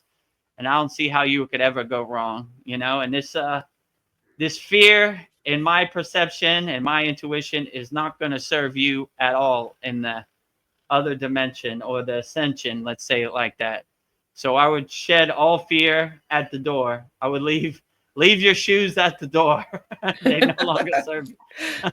So yeah, I wouldn't, you know, I would try to change your perspective, Paul. Like, you know, I know there's a big thing like fear of the unknown, but I would embrace the unknown and enjoy the golden flight. That's probably my best advice, right?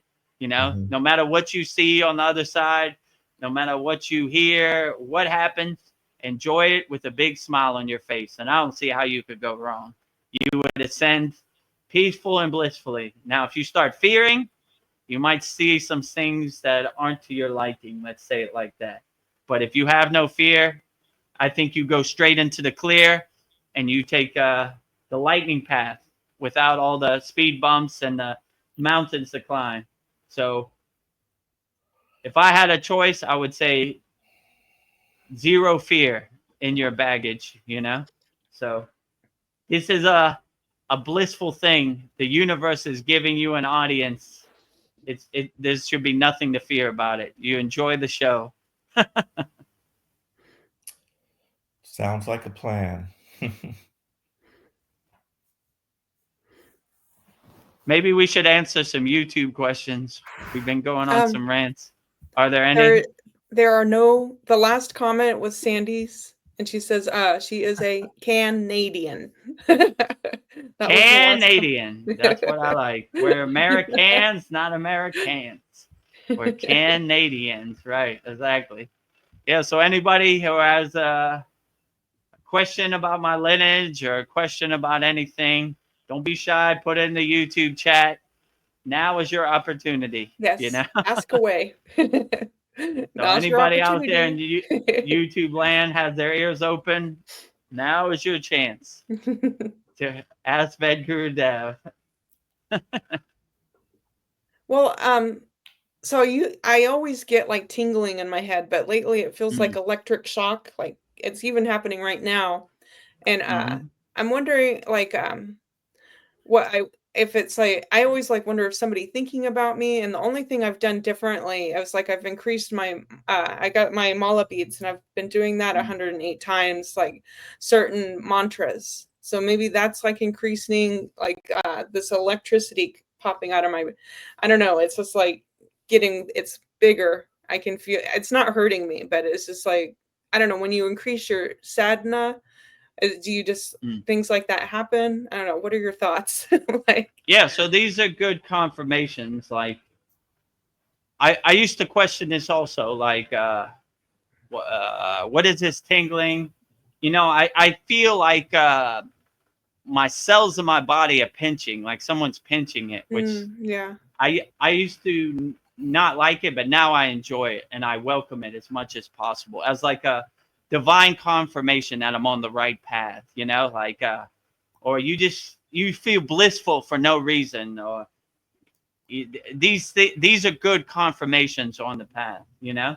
I didn't understand it when I first got on the path, but now that I'm on the path, I enjoy it. I welcome it. Like, yep, here comes that spidey sense, that tingling. Woo, you know, today is going to be a good day. I've been waiting for this, you know, so I kind of cultivate it and enhance it when it happens now. But yeah, these are good confirmations. Where they're coming from, how they're happening, I don't know. It's all up for debate, you know, but I just enjoy it and kind of get out of my own way and just let it happen the way it's happening, you know? Like if somebody thinking about you and they call you unexpectedly out of nowhere, you say, "Ooh, oh, that was Okay, good. that's it. I cleared the path for it, you know, that's it, you know?" So yeah, these Kriya yoga techniques we do are mostly just clearing the path for your radio signal to be tuned in, you know, so that's good. So yeah, I would just clear your radio signal, delete all the static and everything. Shiva Angie is here. Oh, great, we have an Yes. audience of Shiva Angie. Hi. Namaste, Shiva Angie. Namaste Gurudev, Namaste Veronica, Namaste Namaste. Paul. Namaste. I really like your music, that your mantra japa with some music, very outstanding. Yeah. Brought a tear to my eye. I really love it. Keep up the We good work. liked It's it. outstanding. Yeah. I was thinking to make the same with you guys. Yeah, Yeah. that'd be great. Yeah, we could do a. I think your voice is more melodic than all of ours, but we'll give it a try. Your, No, but your that mantra was like, japa pronunciation is way better than ours. You yeah, have the correct Indian dialect. that is the correct thing. That only the pronunciation. But I think if Veronica will sing, she will sing more nicely because she has more nicer voice than me. Oh. Actually, we- that is completely artificially generated. That is like AI generated. Like Oh, only the really? things which Oh, I I didn't worked know. on is like lyrics, and that the concept of the lyrics and everything, and the music. The tune of the song is given by me. Oh, so you put Oh. your voice in the AI and it generated that voice for you, right? It was a random voice, and I Oh, selected a voice. Oh, Yeah, okay. but if I sing, I don't know. I sound familiar to that voice. oh, great. It Hmm. sounded beautiful Yeah. to me, you know. It Yeah, uplifted me and got me through the day, that's for sure. So I really liked it. I'm, It was I'm outstanding. grateful. And yeah, my guru came out with the CD and he sang, you know, Shiva Shiva Shiva Shambho, Shiva Shiva Shambho, right? So I made the beats for him on that. Ah. Wow. Yeah. So yeah, we went in the studio and yeah, he came out with the CD. So I thought that was cool, you know. When I heard yours, it reminded me of that, right? I was like, oh, cool, you know. Yeah. It was just like expression of mine. Like, I just wanted to express my feeling in some or the other way. So since I sing, so I thought let's create a song. Okay. Yeah, it was great, outstanding. Yeah, it was beautiful. Thank you guys. I subscribe to it on YouTube. I look forward to Yeah, them I every did time I too. see them. Yeah, I Thanks. watched them all. Keep going. I'm glad. Yes. I missed it, so I must check this out. Yeah, I'll post a link here. Okay, great. Okay, yeah. Mm. Yeah, maybe like everybody on YouTube can check out Shiva Angie's music. uh, Yeah, and I was thinking one thing I might do on my Facebook is I have not yet put like a link to at Vedagurudev, and just like asking all my peeps to check it out and yes. sign up. So if I do that, I think we might get over the, make that 1,000 mark. So I think we only need 10 more, or yeah. Yes. maybe it was 12 more before we got on. No, So, it's 10. 10 now. So Yeah.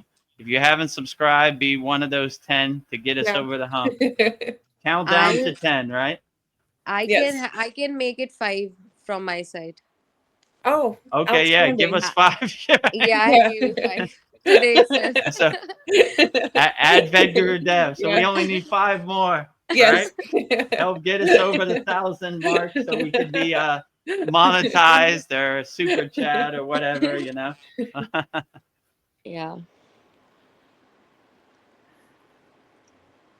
Yeah, so like Vedagurudev, like after your spiritual awakening, it's like you never really stop evolving. You just keep going and going. It seems like it's never like, oh, being you're enlightened. You keep going, it seems like. Right. You're always like a house under construction, as my guru would say. It's never really finished. You just keep going. So once I had my spiritual awakening, or my Kundalini awakening, whatever you want to call it, for the next 3 days, I was trying to make sense of it. Why would I have a darshan for Babaji, this and that? Yeah. And then I basically just came to the conclusion I'm just going to surrender to the path and let it take me where it takes me. And that's what I've been doing to this day. So I kind of, in the beginning, I would get in my own way, right? I would try to make sense of it with my intellectual mind. But then I realized that higher consciousness and self-realization and Satchinanda really can't be made sense of with the intellectual mind. So I just go with the flow and let it happen the way it happens, and, not be so rigid and stiff with my sadhana practice. Be light on my toes, adjustable, pivot, change course, change directions, don't how could I say, don't beat myself up about it if I miss a day of sadhana. It happens to all of us. Just keep going. Like Patanjali says in the Yoga Sutras, the line to God is not a straight line, it's a zigzag. So some days you fall in the ditch, some days you keep walking straight. Yeah. The only difference between a yogi or a yogini is that they just keep walking, right? They don't try to make sense of it. They don't try to beat themselves up about it or overthink it. They just dust themselves off and get back on the path. Well, that was interesting, but keep going, one foot in front of the other,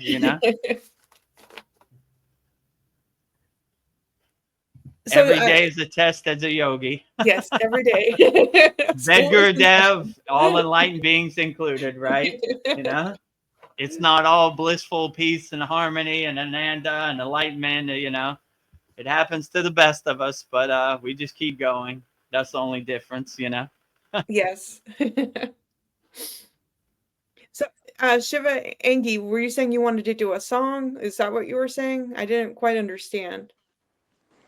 Yeah, I was like thinking to create similar song with you guys where I can sing and like and Gurudev can give beats and all. Mm. All right, Because sounds right cool. now, like I have things for recording at my home, but I was not sure because I'm not that professional. So that was an idea. Like if you guys are open, we could do it someday. Okay, yes. Yeah, sounds good. Sounds like a good plan. Yeah. I don't know. You saying that I have a nice voice. I've always hated my voice. No, I always told you your voice is very polite and like very you're a very gentle human Oh, being. thank you. You sound really gentle also. So you can all anyone I have a teacher. Like I started taking classes and not much but like twice a week for singing and my teacher told me there is nobody who can't sing. Like everybody on this earth can sing, he said Yeah. to me. And every voice is beautiful, he said. Aw, Mm. we all got a song in us. We I'm have an a inner bird. beautiful voice. Yeah. I have yet to find my Yeah. inner beautiful voice, but I'm working on it. You do. I don't know. Like I don't know. People listen to you, Vedagurudev. There's something, I don't know, charismatic about your voice. Like Yeah. you just get, we're drawn to it. Yeah. I thought What was, Bhakti and like Bhava was my worst, my weakest link in the chain. But now I'm beginning to embrace yeah, Bhakti and Bhava and let it come out how it comes out. So yeah, yeah, like I said before, I don't know where this Bhakti came from, but once it came out, I embraced it. And like I was in the Himalayan mountains, the yogis and yoginis were like, "Whoa, where'd this voice come from? This God yeah. voice." I used to say from my voice to God's ear, you know, like from my mouth to God's ear. So, and I told in this other Satsang, one day my guru installed a microphone, an Yeah. amplifier, and a speaker in his ashram, and he said, "Do not tell Vedagurudev about the microphone and speaker." But I found out, and when I found out, all the villages around my guru's ashram in Dewada Hut heard Gayatri's divine mantra every night. One mala, 108 Gayatri, you know. Will not be denied. I would not be denied. And they would ask my guru, like, who sung that song? I knew it wasn't, it didn't sound like an Indian person from the Himalayan mountains. He's like, yeah, I have a devotee. His name is Vedagurudev, and he embraces the microphone, right? You know, more than he Excited. should. They used to tell me, tone it down, too loud, right? People are trying to sleep. I was like, from my mouth to God's ear, right? Never too much. I remember one of the other devotees, Vedmuni, said, too much bhakti, Vedagurudev. And my guru looked at me, it was like, never enough bhakti. More bhakti, right? So I embraced that, right? I was saying, told my guru, you said never enough bhakti, you know, Never bhakti all night. I'm gonna switch over to YouTube, guys. I'm a Okay. little tired, but Yeah. I would like to hear a little Steve Miller Band, "Fly Like an Eagle." Yeah. Oh, you There watched you our go. last Yeah. soul talks, I right? was like, Yeah. ooh. You want to hear it? Yes. Time keeps on slipping, slipping, slipping into the future. I want to fly like an eagle, let my spirit carry me. Fly like an eagle, let my soul be free. You know, that's all I got. Oh, and send him into Turia, La La Yeah. Land. Time kept slipping into the future. Transitioning.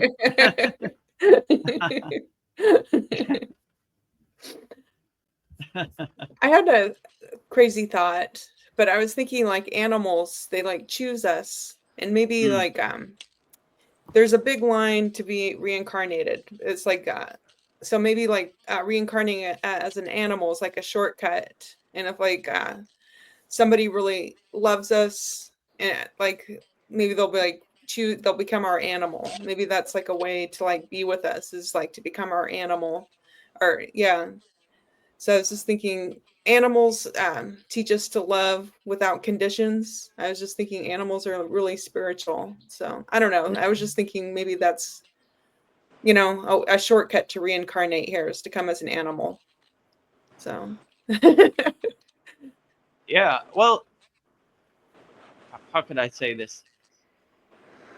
You would, to become an animal isn't going higher up, it's going lower, right? yeah. So I would basically say that the animals that give me an audience, I've been thinking about this lately, they kind of are like, yeah, I did something in my human form that I don't really appreciate. So could you help guide me out of this form back upgrade, you know?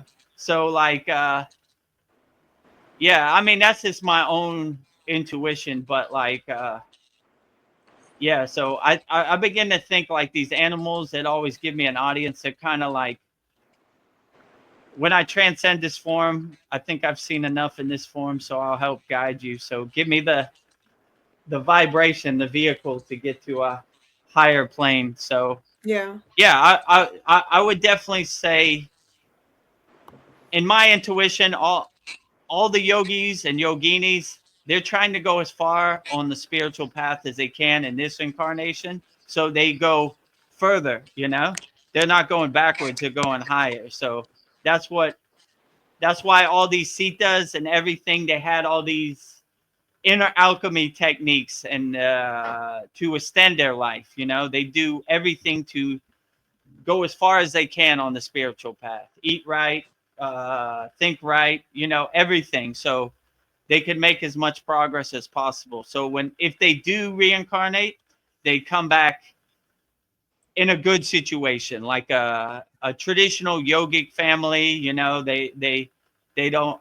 They, in my perception, hopefully, I've lived all my animal lives, and I'm going forward, not backwards. You know, Yeah. so don't hurt people. Live in ahimsa. Love people unconditionally. Help people as much as you can.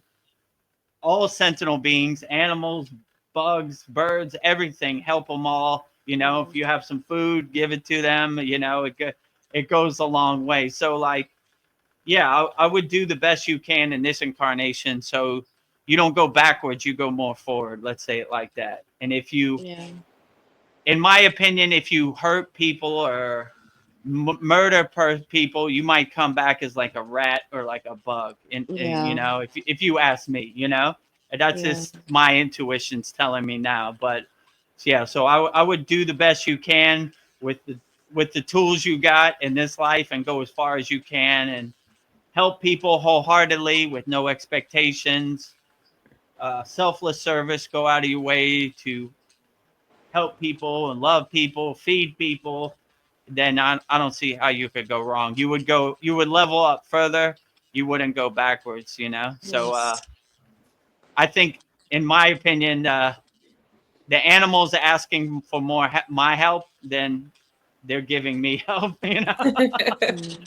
Like, yeah, okay, I know I made a mistake in my past life, so, you know, help guide me with Yeah. Yes. your mantra Mm. japa, you know, to a higher plane, you Yeah. know?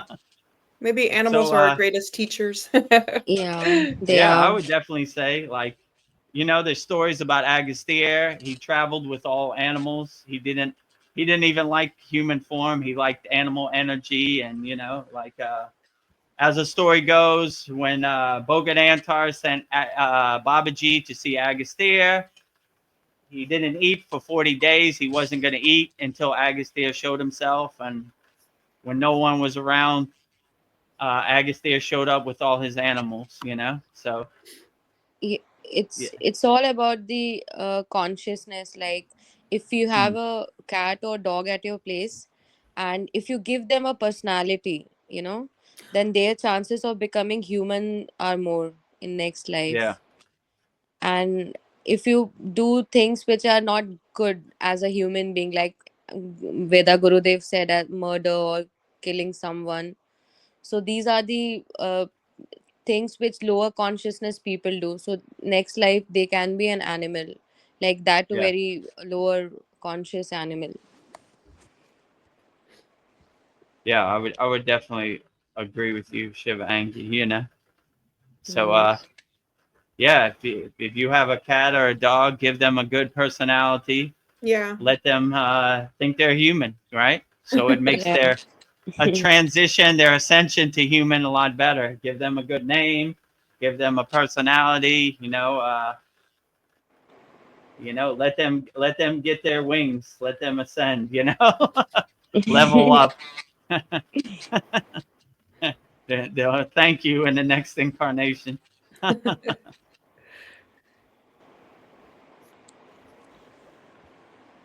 How long have Yeah. we been on here now? 2 hours and 13 minutes. All right, I think it's leg stretching Time for, time. yes. Anybody has any questions, put in the YouTube chat. We'll answer uh, wholeheartedly. Don't be shy. not at the moment. So I will Okay, come up well, with questions for you. Me and that Shiva opens Angi. the door for Veronica. It's interesting. Some live streams we can't get in a question edgewise. Yeah. It's like our last Soul Talks, all questions, right? Some we Yeah. have the opportunity to ask more questions. It's all good. we live in equanimity. We take the good with the bad equally. Yeah. Above duality. Above duality, absolutely. Well, we have a member at every Holy Yagnifier asks to find her soulmate. And I had some soulmate questions because I'm just like, like first you have to find this soulmate or twin flame. I don't know what the difference is, but I don't know, like once you find them, could you ever even be with anybody else once you like find the best? I don't know, like I don't know. I hear stories of like they separate, but it's like once you find the best, the best person for you, why would you separate from them? I don't know. That's just a thought. I don't expect you to have an answer for that. Yeah, and then I don't know. Like, Well, I'll answer that first. Like, okay, yeah, I always thought it was a beautiful thing. Like, Shiva has Parvati, Babaji has Mataji. Like these balancing of masculine and feminine. I always like that, and now I'm working on that too. But I would just say just have no expectations, because you're kind of getting in your own way, and let it happen organically or naturally. Like this is always a problem for yogis or yoginis. Like even Lahiri Messiah, the great Kriya yogi he was, right? He was up here and his wife was down here, and they never really. It's hard to find somebody on the same frequency or same vibration as yourself. It's there are a lot of people on lower frequencies, but very few on higher frequencies. So it's almost like a needle in a haystack, like finding a diamond in the rough. So yeah, if you do find your soul flame, yeah, I would never let them go if you had the chance. But Cling on it. cling on it, right? Hold it tightly. yeah. Hold it Like tight. yeah. So like never let it go. So these are householder yogi problems, right? Me included. I mean, it's happened to the best yogis who are householder. Lahiri Messiah, like you're on a higher frequency and your significant other doesn't understand, so it creates some friction, like you're not vibing on the same frequency. So but yeah, this happens. So yeah, if you find a yogini or somebody on your frequency that understands you and feels your pain and is a like-minded person on the spiritual path, hold it tight, cling to it, because it's Yeah, rare. I'm yes. still looking myself. Me too. On I the line. don't know any yogini or yogi who isn't. This is the hardest thing, right? Yeah. You have one fire and you have another fire, and it's a super fire, right? But to find that other fire, it's a Right now, lifelong journey, right? I am only burning. I need someone Right. else to burn also. You need some Majority of Ken- us Kriya yogis and yoginis, we're only burning by ourselves, right? So Yeah, if you find that other flame, you feel lucky. Congratulations, you won the lottery, right? yeah. Because it's hard out here for sure, and there's very few examples you could point to that have actually worked. Just like soulmates, are they I wonder if they're reincarnated together in each life, but they're just kept away from each other until the right moment. So maybe that's what's going on. It's not the right moment. Yeah, this Or is a difficult question to answer. Like, I'm not sure. Like, I don't yeah. have no knowledge or jnana about this. So It could be. Just I would just say stay light on your toes. Yeah. Stay open to every situation and see what happens. Maybe Yeah. God will send you a sign, you know. Yeah. God will send you a boat to save you while you're drowning, you know. Like if he sees you need some effort, you know, extra energy, maybe you get lucky. Just Yeah. stay open to the possibilities, you know, like yeah. Yeah. That's what I Or would maybe, say. yeah. Or maybe It you think reminds you me of have, that story about God. Like God, this guy is drowning, and he said, "God, please send me a boat." And this guy came by with a boat, and he said, "Yeah, do you need help?" And the guy said, "No, God's going to send me a boat." And another boat came by and said, "You need help?" And he said, "God's going to send me a boat." And then he eventually drowned, and he said, "God, why didn't you send me a boat?" He said, "You big dummy, I sent you 3 boats. Why didn't you get on?" So just be open to it. yes. Yeah. It doesn't have to say God's boat on the side. Just be open to the possibilities that are out there, right? So don't be so Yes. rigid. Like, you know, I see a lot of these people like semen retention and celibacy and all this stuff. Just be open to it, you Yeah. know. You know, Yeah. I would like it. don't be a rigid yogi going down with the ship. You know, maybe Yeah. that's not your path. There have been many Yeah. divine yogis and yoginis who have been householders, you know, and have had children, and you know, it Mhm. doesn't make them less of a yogi. So, you Yes. know, Even some people take the sannyasi renunciate path, some people don't. Just yeah. whatever works for you, that is the best. Yeah, even Shiva was married to Parvati. Like every god has their other half. So you can Right, always be exactly. live in a family situation and and have the divine thing in you. Yeah, I have a good picture with Shiva and Parvati, and it's like a family picture, like Yeah. Yeah. Ganesha, Ruga, and they're all together as a family. So Yeah. if it works for Shiva, the highest of them all, why not? You know, just don't be so rigid. When God sends you a boat, take the boat. You know, Yeah. whether That's a you're good a story. renunciate or not. You know, you know, Yeah. We all want it to work out a certain way, but maybe just be open. Like, what if, Yeah. yeah, I think like being flexible makes you more like go to the path, because if you're rigid and your soul doesn't allow that, or like if you're just following the rules but your soul doesn't resonate with it, then it doesn't matter. yeah, Like yeah, you have to you can do anything, like there is no rules. That is the good part of true. being spiritual in according to Hinduism. And something that works for somebody else might not work for you. It's yeah. Yeah, not one exactly. size That fits is. all, like Mm, you fit in a box, right? Like yeah. I encourage everybody out there to find their spiritual path that they that they resonate with, you know? Yeah. So Yeah. yeah, like I always say, whatever deity you resonate with, that is the best deity, you know? I don't Yeah. want just because I believe in Baba Ji and I love Baba Ji, maybe you don't, you know? It's okay. It's perfectly fine, you know? Yeah. But if you do love Baba Ji, that's a great bonus because I love you Yeah. too. I, I love those who love Baba Ji Yeah.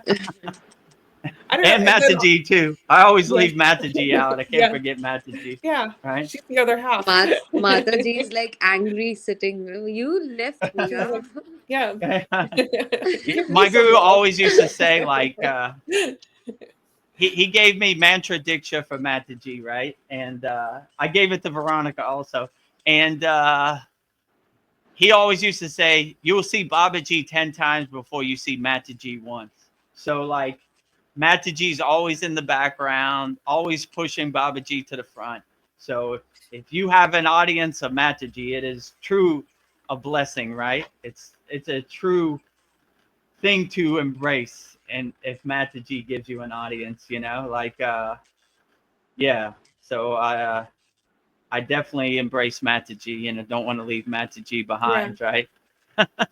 Yeah. I love that you're bringing her out at the Sat songs. I really love seeing Yeah. her. Like, she's equal to Babaji, you know, yeah. not lower, not higher, Yeah. equal, right? Equal. Not in my intuition, Babaji would say that, you know, Yeah. Mataji is my equal and a Shakti, you know, Yeah. feminine form. So, you know, they Because wouldn't. I'm higher than others, you know. That's not yes. a thought on the astral plane or the light being plane, right? You know, I'm higher. Yeah. This is more physical 3D Earth Maya delusional world thoughts, you know. They don't think that way. Like if there is no feminine power, there is no Shakti, then everything will fall Right. out, I think. Yeah, exactly. Fall You need to, apart. for sure. My guru, I had all male deities like Shiva, Krishna, Narayana, like all these, and he was like, no balance. Like you said, if there's no Shakti, the world just falls apart. So you need Lakshmi, you need Gayatri, you need Saraswati, you need Kali, you know, balance, you know, equal balance, right? Yeah, because On another thing, Shiva Angi, we started on Monday, Mantra Monday. So every Monday I do one mala, 108 Raksha beads. So okay. we do like that too, like Shiva. Then today we did Lakshmi, and we rotate male, female, male, Yeah. female, Wow. male, female. You know, Wow, that is so really cool. we have the balance, right? The Yes. Shiva and the Shakti, right? Shiva Yeah. without Shakti is one flame, but Shiva with Shakti is a super flame, right? Yeah. Like if you even see scientifically, you will find that every human, be it female or male, they have both hormones, male hormones as well as female Yeah, hormones, right? That is right. the only thing is the balance part. If Yeah. the Yeah, balance the goes up balance. and down, then there is a different outcome. But we have both testosterone as well as estrogen in both of us, like female and male. Yeah, absolutely. I like what you said. Yeah. Without Shakti, the universe just falls apart. You know, it's the glue that holds the universe together. My mom is the Shakti of the house. Like if she's not Oh, at home, it feels so empty. It yeah, feels like she's the rider of the the car, the driver of the car, like Baba's is ours. So my mom is the driver of our family.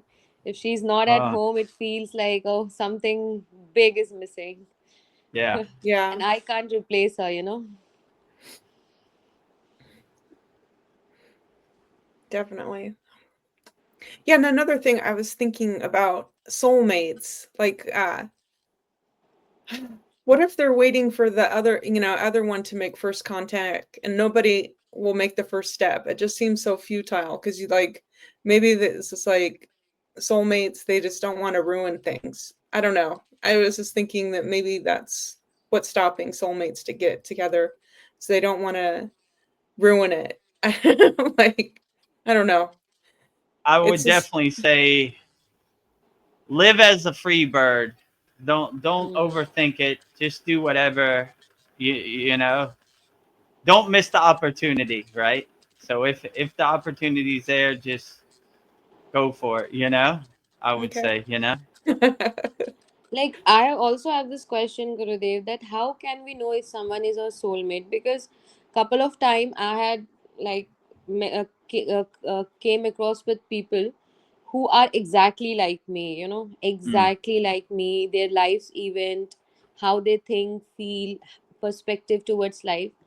But if I want to go ahead with them, there is some or the other obstacles which comes, like if they might be yeah, in different city, or where I don't want to go and settle, or they don't want to come to my city and settle.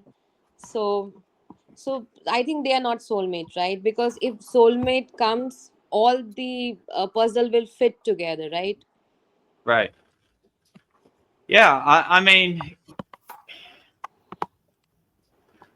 it's difficult out here because it's almost like divine timing too. Sometimes the timing's not right. So I would just say if it's your real soulmate, they'll throw everything away to be with you, right? They just Mm. enjoy your energy so much that nothing else matters, right? So that would be a true soulmate, you know. And some people, they're blinded by the glare of the Maya delusional world, so they have to get on the right frequency too. So you become an even match, which is that's like the difficult part, you know. Somebody's down here and you're up here, you know. It's hard to get them up here, so you match. So, but And like also there must be like some karmic plan they must be having before coming to a human life. Like they must right, have their, yeah, each of them must have their own karmic plans, right? And right, might this might also happen that even though they are soulmates, but they might not meet in this lifetime because of their karmic plans, what they have planned, true, right? right. So Mm. if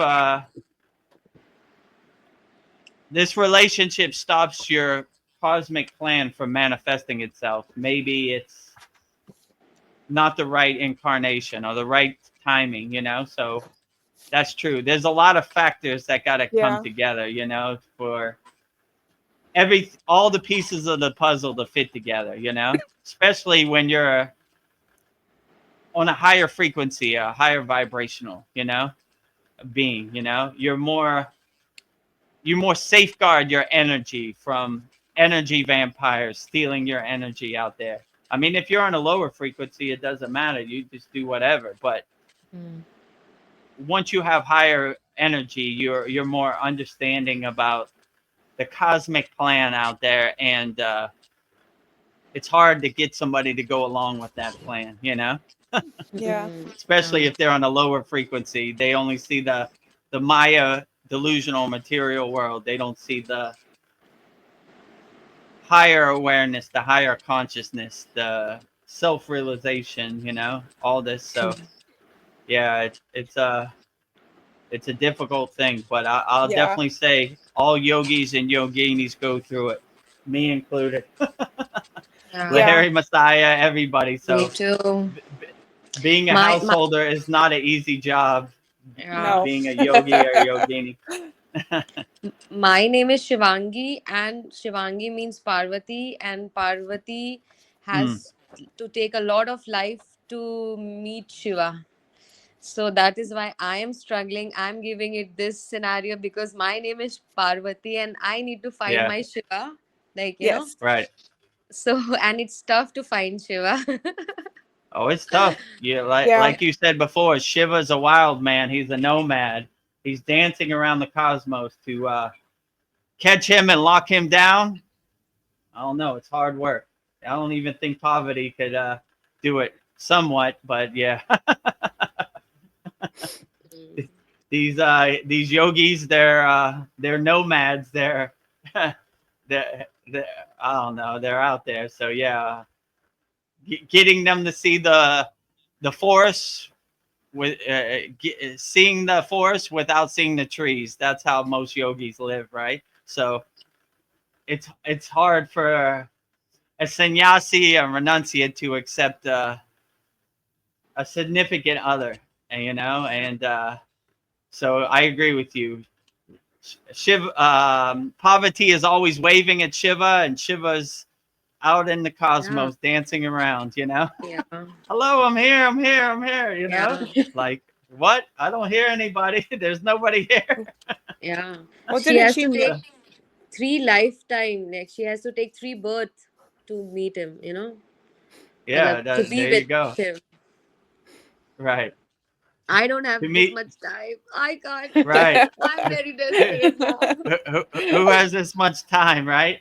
Yeah, Well, one thing you could say about Parvati, she was definitely patient, you know, because to be with Shiva, you have to have a lot of patience Well, for yeah. sure. yes.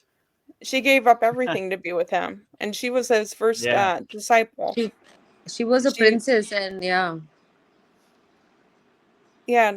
I don't. I she made it. She worked really hard on herself to be his equal. I don't know. She yeah, yeah. so She did tapa for many years, like to become like Shiva, like yeah, tapasya, you yeah. know. she sat on a meditative position for a long time. Yeah. Imagine how much inner work you would have to do to be equal to Shiva. Whoa, that just blows my mind. Yeah. That's like almost an impossible job, you know? Yeah. But God bless her. She put in the inner work. Yeah. She had the intention to do it. Wow, you know? But it was a hard mountain to climb, that's for sure. Yeah. Many births, many really loved lessons him. learned. Anyway. But yeah, like I said, she was ready to give up everything for Shiva over and over and over till it happened. So she Yeah. never gave up on Shiva. No matter how much of a nomad or cosmic dancer he was, she was there waiting, right? She stayed ready so she didn't have to get ready. Whenever you're ready to come home, I'm here. Yeah. Yeah, I heard a story that Shiva tested her. He like came in a disguise and was saying bad things about himself, Shiva, and she wouldn't go for it. She's like, "No, Shiva, I love Shiva. Shiva's the greatest." And then he revealed himself Right. to her. So, Yeah. yeah. Her love was Well, unwavering. one enlightened yogi told me a story that this reminds me of. He said this I forgot the name of the guru. So this guru and his disciple were in a tent in the Himalayan mountains for many years, right? And one night, this disciple, the guru, put his feet on his face, right? Like his stinky toes and whatever, right? And he was like, I can't take this no more. I'm out of here. So he went to get up to leave, and his guru turned into Shiva. He was like, yeah, I was just testing you, you know? So my guru always used to say, you never know where Shiva's hiding, right? Yeah. So you always give wholeheartedly to the cow that's walking on the streets of India, because you never know, that might be Nandi the bull, you know, and that might be Shiva, or the homeless person or the sadhu, that might be Shiva, you know. I mean, one time I was in Barinath temple, right, and there was all these sadhus lined up in front of the temple where they're basically asking for an offering, you know, like and there was this one beautiful sadhu who just caught my attention, just glowed, right? He just had these bright eyes, and I was like, oh, that's Babaji, you know? And he just glue out of all these 30 sadhus sitting there, right? And I said, that guy is Babaji right there. I see him, right? And I went over, and all the rupees I had in my pocket, I said, take it all. I love you, Babaji. You're the greatest. And when I turned around, he was gone. So I was like, oh, Babaji's testing me, you know? Yeah. He's like, this guy gave all his money. My guru was like, where's all your money? I just gave it to Babaji. Yeah. Well, that's a good person to give it to. You know? You can't go wrong with that. So yeah, you never know where Shiva's hiding, you know? Yeah. That's what my guru always said, right? So give everything selflessly to everybody, right? No expectations. Help everybody, because you never know where Shiva's trying to test you. I don't know, something I've been thinking about is like gratitude when bad things happen, like seeing the big picture. I don't know, for example, like I've been in car accidents, but if that car accident had to happen, it happened in the best way possible. And True. like when things, I feel like I'm always protected. Like if something bad had to happen, it didn't happen as bad as it could have happened. And like when bad things happen, it makes space for something good to come in. So I kind of like, I'm thinking like there is no good or bad, it's all the same. It's just yeah, how I like to look at the glass like it's half full, not half empty. Yeah, like it's not, yeah. Like yeah, like Yeah, I would definitely say in Kriya yoga, we live in equanimity. We don't see no right or wrong, no good or bad, you know. My guru used to say peaks and valleys, Vedagurudev. When I went up the Himalayan mountains, I was like, woo, we made it. They both looked at each other, and they all looked around and said, 20 kilometers that way, you know? And I was like, ooh, you know, I better keep walking, you know? So like, if you don't have no expectations, you can't be disappointed, you know? So like, you just kind of go with the flow and let it happen the way it happens. And, you know, I don't know, see what happens. But yeah, everything in this world is unexpected. There's, even for the most enlightened yogis, there's good days, there's bad days. It happens to all of us, you know. Only difference, they just don't get attached to it. They just keep going and say, oh well, that was a rough day today, but tomorrow's a new day. Wipe the slate clean and do it better tomorrow, you know. Peaks and valleys, Peaks Vedagurudev. and Peaks and valleys. valleys. When you go up the Himalayan mountains, you go over a peak, you go down a valley. You go up a peak, you go over and over and over. Millions of rocks, so you know you don't get attached to it. You just keep putting one foot in front of the other, and don't really Yeah, make sense keep out of going. any of it. Keep uh, going. like Veronica, it is said that our ancestors, like your grandma, granddad, they are Mm, there to protect you, you know. yeah. So every person have a couple of angels. I call them angels Mm, right. because I don't know how to, call them.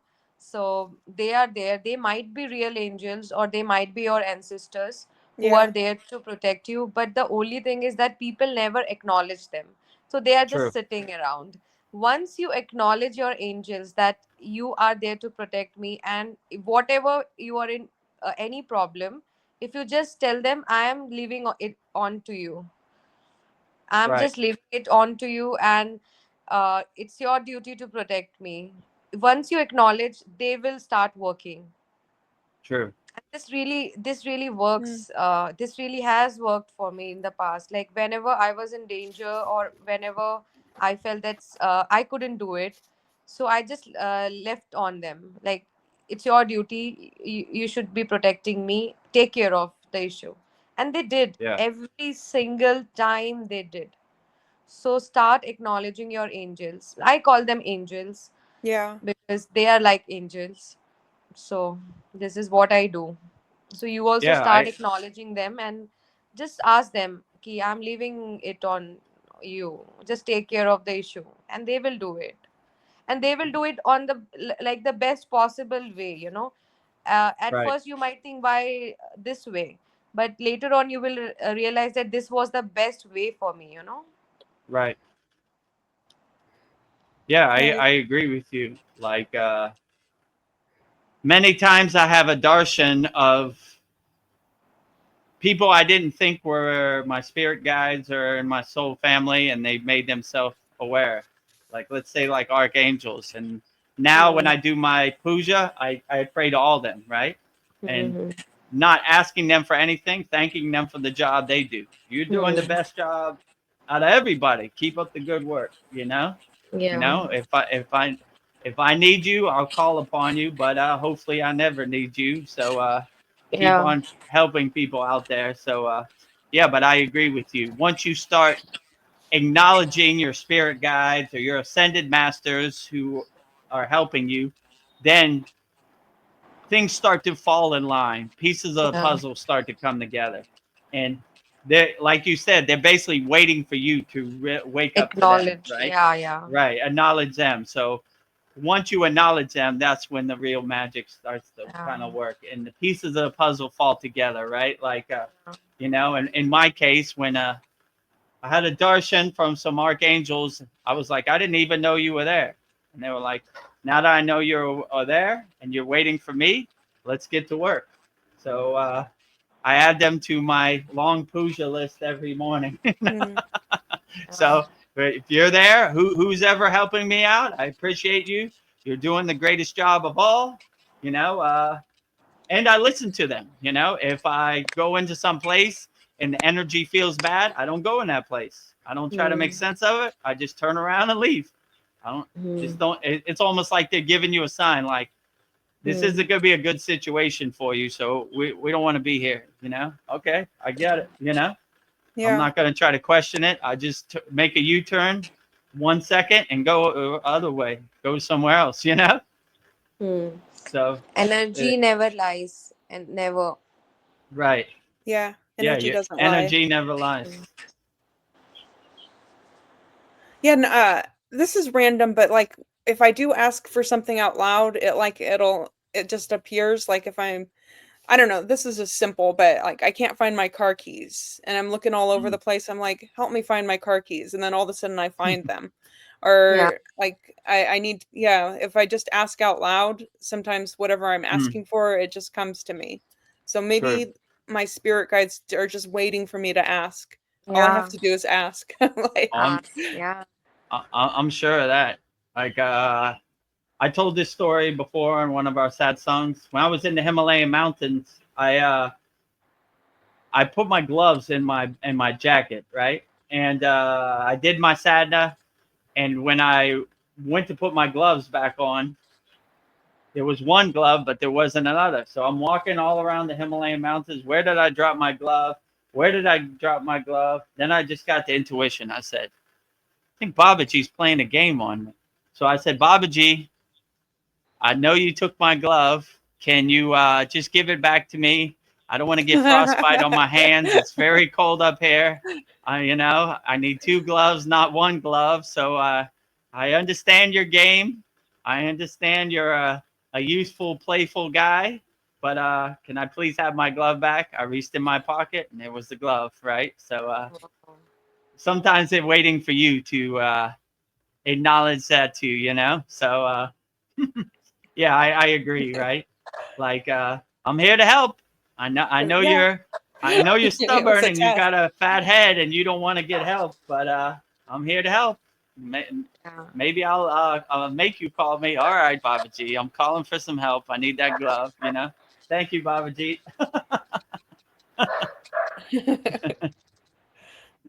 Yeah, it was a test for you. Like, we'll see if he'll ask for help. That's right. This stubborn, rigid, stiff yogi Vedagurudev, he never asked for help. I'm gonna force him. I'm gonna force his hand today. Like there must be so many people who never ask for help, from Yes, angels, and their angels must be sitting around Right. a twiddling their complete life thumbs. and they are not acknowledged. Yeah. Doing Yeah. nothing. They are just sitting, and even if they try to help, they couldn't because you never acknowledge them. So they Right. can't help you. Once you acknowledge them, they will start action.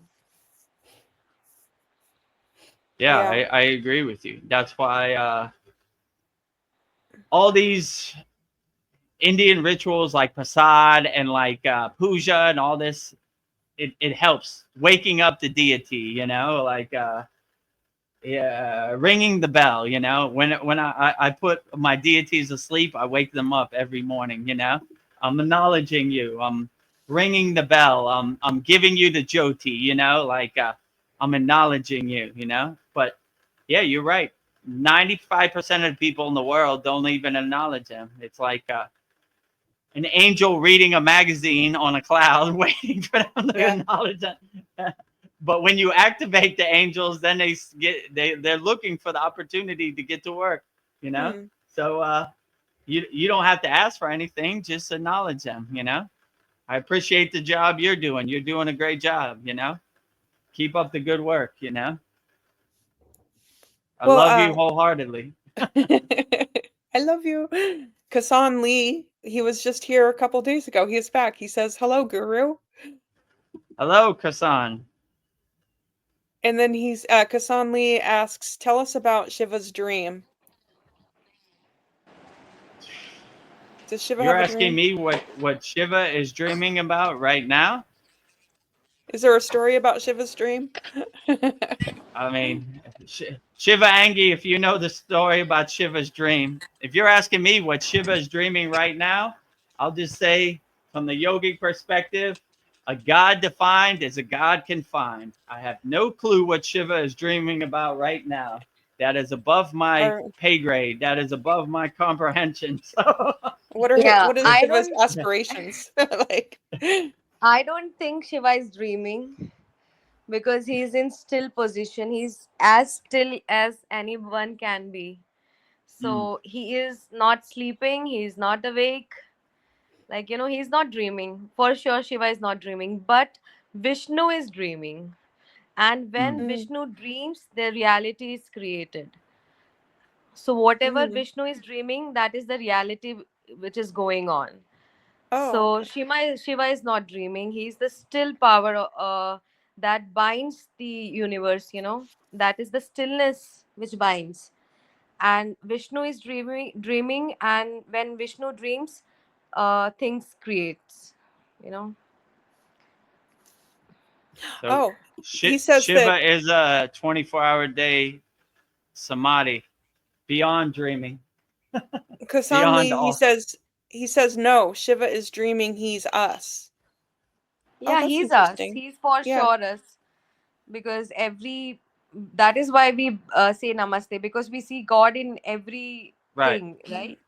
But I Exactly. don't think he's dreaming. I I don't bow to the think. God inside you as you. Yeah. Namaste. Right. So Yeah. Yeah. I'm not praying to your physical form. I'm bowing to your So if untouched, you, untainted self form. yeah, so if you think you are Shiva, so what you are dreaming is Shiva dreaming. He says, Kasan, he says that Vishnu is the dreaming state of Shiva. Huh. Vishnu, Shiva, and Brahma, they are three different individuals. Right. Well, I don't know. This is interesting. I don't know. Yeah. See, Uh, there are three gods, like, who are like different individuals. One is Brahma, one is Vishnu, and mm, one is Shiva. But Shakti is only one. So all the goddesses, whatever the name, be in Annapurna Devi or be in Durga Ma or mm, Parvati, they are one. They are the right. reincarnation of one Shakti, the supreme goddess.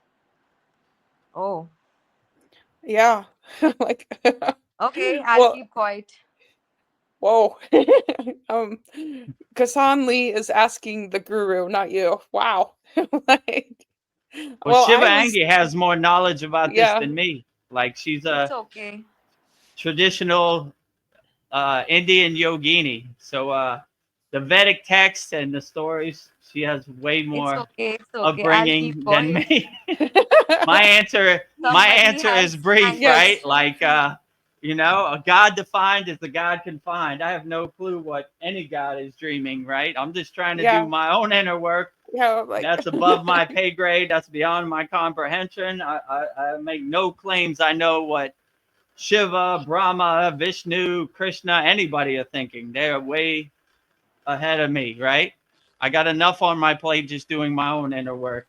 I have no clue what Shiva is dreaming in the present moment. he said, asking the meditator, not the scholar. Okay. I'm a Well, meditator too, Shiva by the way. Angi's a meditator too, so Yeah. It's we, okay. we, It's we are okay. all No Yeah. Let's problem. go. We can we are change all the the topic. meditator. Yeah. We are I am you. You are me. how Like, would I say? God is the doer. I'm just the witness. Like I give all the credit to God. God does everything. God is the animator. I am just the animation. So there is no duality between the meditator and the meditation. All in one. One together, right? So we are all the meditators and we are all the meditation together as one. So I don't know. Like I said, I got too much inner work. I got a big mountain of karma to burn. I have no clue what God is thinking, whichever incarnation you pick. So I am God and God is me. So like Shiva oh, Angi said, if I'm dreaming of if Shiva is me, then whatever I'm dreaming, that's what Shiva is dreaming. you just said exactly what Kasan Lee just said. He said, "Is God not you, Guru?" You just said that. Yeah, Like, God is. I am Shiva, and Shiva is me. I am Babaji. Babaji is me. There's no duality. God, yes. Shiva's not over there, and I'm over here. I am Shiva, and Shiva is here. The oneness, the wholeness, right? So that could be said about everything. I am the meditator, and I am the meditation, all in one, right? There is no separateness. There's no space. There's only divine oneness. So God is the doer. I'm just the witness, watching him drive my meat suit, my physical body around. I take no Okay. credit for any of this. Kasan Lee says okay. So, okay. Okay. So I have some Jai question Shiva. Arjun Jai Shiva. I have some Arjuna questions that he asked Krishna. So I'm going to ask you. Arjuna asks Krishna, the mind is so difficult to control. It seems more fickle than the wind. Why is the mind so difficult to control? From birth, we've been conditioned to identify with a bunch of stuff, and it just activates the monkey mind. My guru used to say, Vedagurudev, you're a master of distraction. I said, how do you mean, Baba? He says, because your whole life you've been a hoarder, a collector of all these distractions that no longer serve you. Throw them all away. Go back to zero. When you were a pure soul, when you were an innocent soul as a child, you didn't care who was president. You didn't care what Kim Kardashian wore to the Grammy. You didn't care who won the football game. You didn't care about nothing. Only thing you cared about was being happy, enjoying the sun, and playing. So go back to zero. None of this stuff serves you. It's all things to activate your monkey mind. You know, once you start going down that rabbit hole, you know, the monkey mind is jumping from tree to tree. Look over here, look over here, look over here. So that's why your mind is fickle as a flame flickering in the wind, you know. But once you come to the awareness that this is the Maya delusional play of the world, then you start taking more control of it. And you start saying, this no longer serves me in the present moment. When I was at my guru's ashram practicing my sadhana, he would walk by the door, see me doing my sadhana, and he would go 0, 0, 0, which means going back to zero. You know, keep going back to zero, Vedagurudev.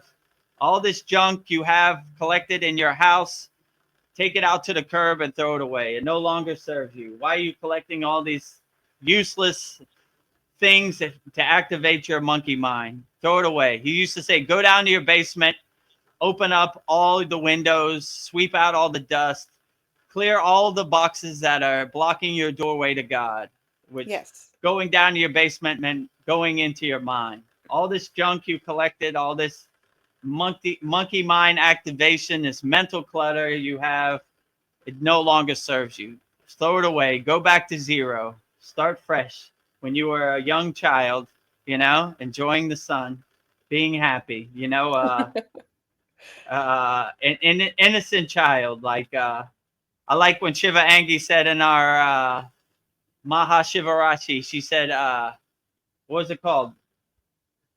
Bola. It meant like innocent. Shiva's incarnation as an innocent child. So yeah, Yeah, go back Bhola. to being an Bhola innocent Shankar. child. Yeah, Bola Shankara. You know, innocent Shiva incarnation, innocent child. So I always like that. Yeah. So this Maya delusional world is very dense, very overwhelming. Just watch it like a movie as a detached witness. Don't try to get attached to it any kind of way, Yeah. you know, and let your flame, let your tratak be steady and still, just like Shiva, unaffected by anything. The wind has no effect, you know. Your samadhi is unshaken by the wind Yeah. or anything. So Today I got an opportunity to not get affected, Veronica. oh great. Good. Now I got the opportunity to Yeah, not you get did affected. great. Yeah, You handled thank that you. like a yes. I was so proud of you, Shivangi. You're like Thank you. Just God just took a test of mine. yeah, every day's an opportunity. Yeah. Every day is a test for a yogini Yeah. or yogi out there. Yes. Oh, it'll definitely test your mettle. It'll definitely test Yeah. your patience. Vedagurudev included. When I go out into the Maya delusional world, I put up my cabochum, my shield, my protection. I said, here it comes. Yeah. It's coming for me. And I'm no Ding, exception, ding, right? ding, ding. You know, I put up my shield and you can feel them pinging it all Yeah. day, right? It's a All those Yeah, hailstorm. meteorites hitting my atmosphere, nobody you can know? take out, make your vibration lower, the lower Yes. Right. consciousness people can't do it. We are above all. And they hate that. That hurts them, right? They're Yeah. always trying to get under your skin, push your buttons. But if you become the unshakable mountain, like I said before in the last satsang, no matter what they do, no matter how much wind comes on the unshakable mountain, untouched. No matter Yes. how much snow, untouched. You know, no matter how much wind, untouched. How much sun, untouched. How much rain, untouched. So if you have that mindset into your day, integrated into your daily life, you'll be perfectly fine. But they're going to test you for sure. Yeah. I passed the test. The Oh, I'm proud of you, Shivangi. with flying colors. Keep passing the test. Yeah. Tomorrow's a new day. There's gonna be another mountain to climb, or Yeah. just use your tools in your toolbox to help you overcome, no matter what happens. But yeah, it's rough out here in this world. That's for sure. Well, Darren Carter is here. He says, "Morning, guys. Namaste." Morning, Darren. Namaste, Darren. Glad you could Namaste, join us. Darren. And then Kasan Lee, he says, "Is the awareness fixed in one place?" The awareness is everywhere and everything. You know, like I imagine divine awareness as like expanding in all directions with no beginning and no end. So trying to put awareness in a box and give it one position is doing awareness, infinite awareness, divine awareness, and injustice. It's expanding in all directions, everywhere, and everything. I like when you see the Brahma statue. He's a four-faced God. He's looking to the front, he's looking to the back, he's looking to the side, he's looking to the other side. It's expanding in all directions. Let's say it like that, you know? So I would say, yeah, you can't narrow down awareness or consciousness into one place. It's everywhere and everything, I would definitely say, you know? Yeah. That's my perception. And then the second part of his question is, "And is mind yours?" And is mind yours? Like mind or like mine? Like mind, like my head. And is mind yours? Oh, the universal mindfulness or the universal mind. Yeah, you would say everywhere and everything. So once you see your physical body, your mind as like a radio antenna picking up the divine universal consciousness, then it's more of a collective consciousness. My mind is your mind, and your mind is my mind, and collectively, all of our minds connect through the conscious web Yeah. or the collective consciousness universally, I would say, you know? So Yeah. saying your mind is yours is more of a ego play. My guru used to say, anytime you say I or mine or me or myself, it's an ego play, which made it difficult because I caught myself. I want to do this or I want to do that. I. Like yeah, right, yeah. So that I didn't know how to say anything. I would just use one word like to stop. Like store. They know I mean I'm going to the store, but I just don't want to use that ego play of the word Yeah. I. So store. I would just say one word. Yeah. But you can always control your ego, right?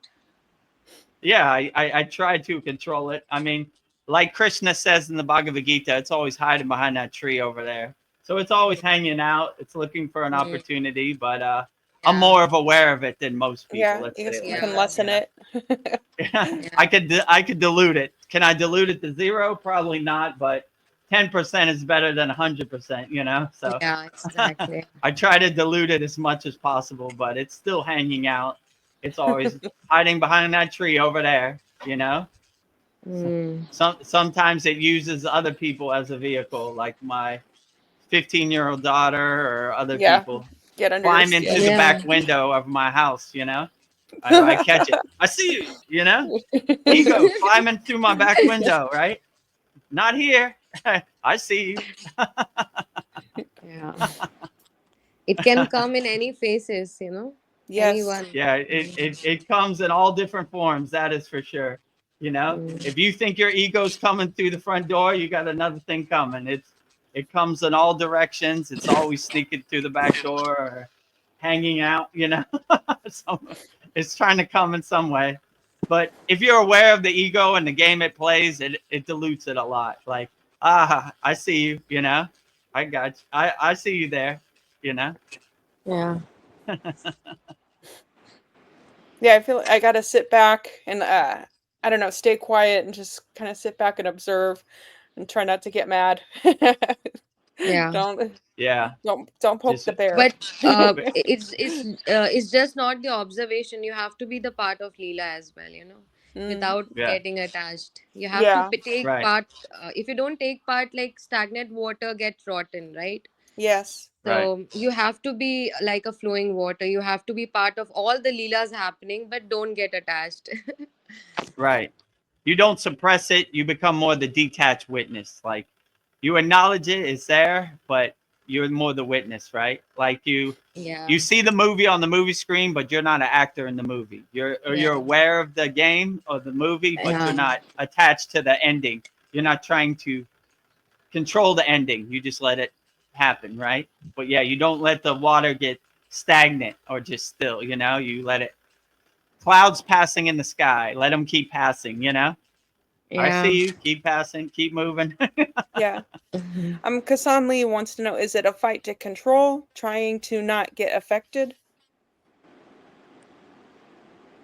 I mean, it depends where you're at on the spiritual path. In the beginning, it might be take a little work, but once you become aware of the movie on the movie screen, you become the detached witness and you create some space between you and the narrative or the outcome. So it takes a little inner mastery. And I would say if you're ready to start working, you know, subscribe to our YouTube channel, join our free Kriya Yoga School, and we'll give you some tools to get you started. And if you want to go to the advanced techniques, then you join us in our masterclass. But yeah, if you need some tools and you don't know where to start, we'll give you some framework. We'll give you a step-by-step guide. But yeah, just making the intention, the sankalpa to start is a good step in the right direction, you know. And if it fights you, look for the opportunity to fight it. I look for the opportunity to dance. You want to dance today, ego? Let's dance. Yeah. You know, you know, I'm a good dancer. I look for the opportunity.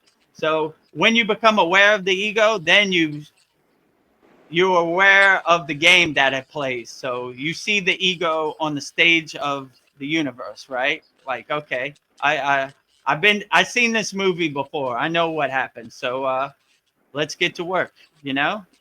And most people's question is, how do I start work? And on the screen there's all the tools for you. So yeah, I would just look for the opportunity to fight it. And don't be scared of it, you know, fight it, you know, without fear. Become a fearless yogi, you know. Don't be scared of no ego.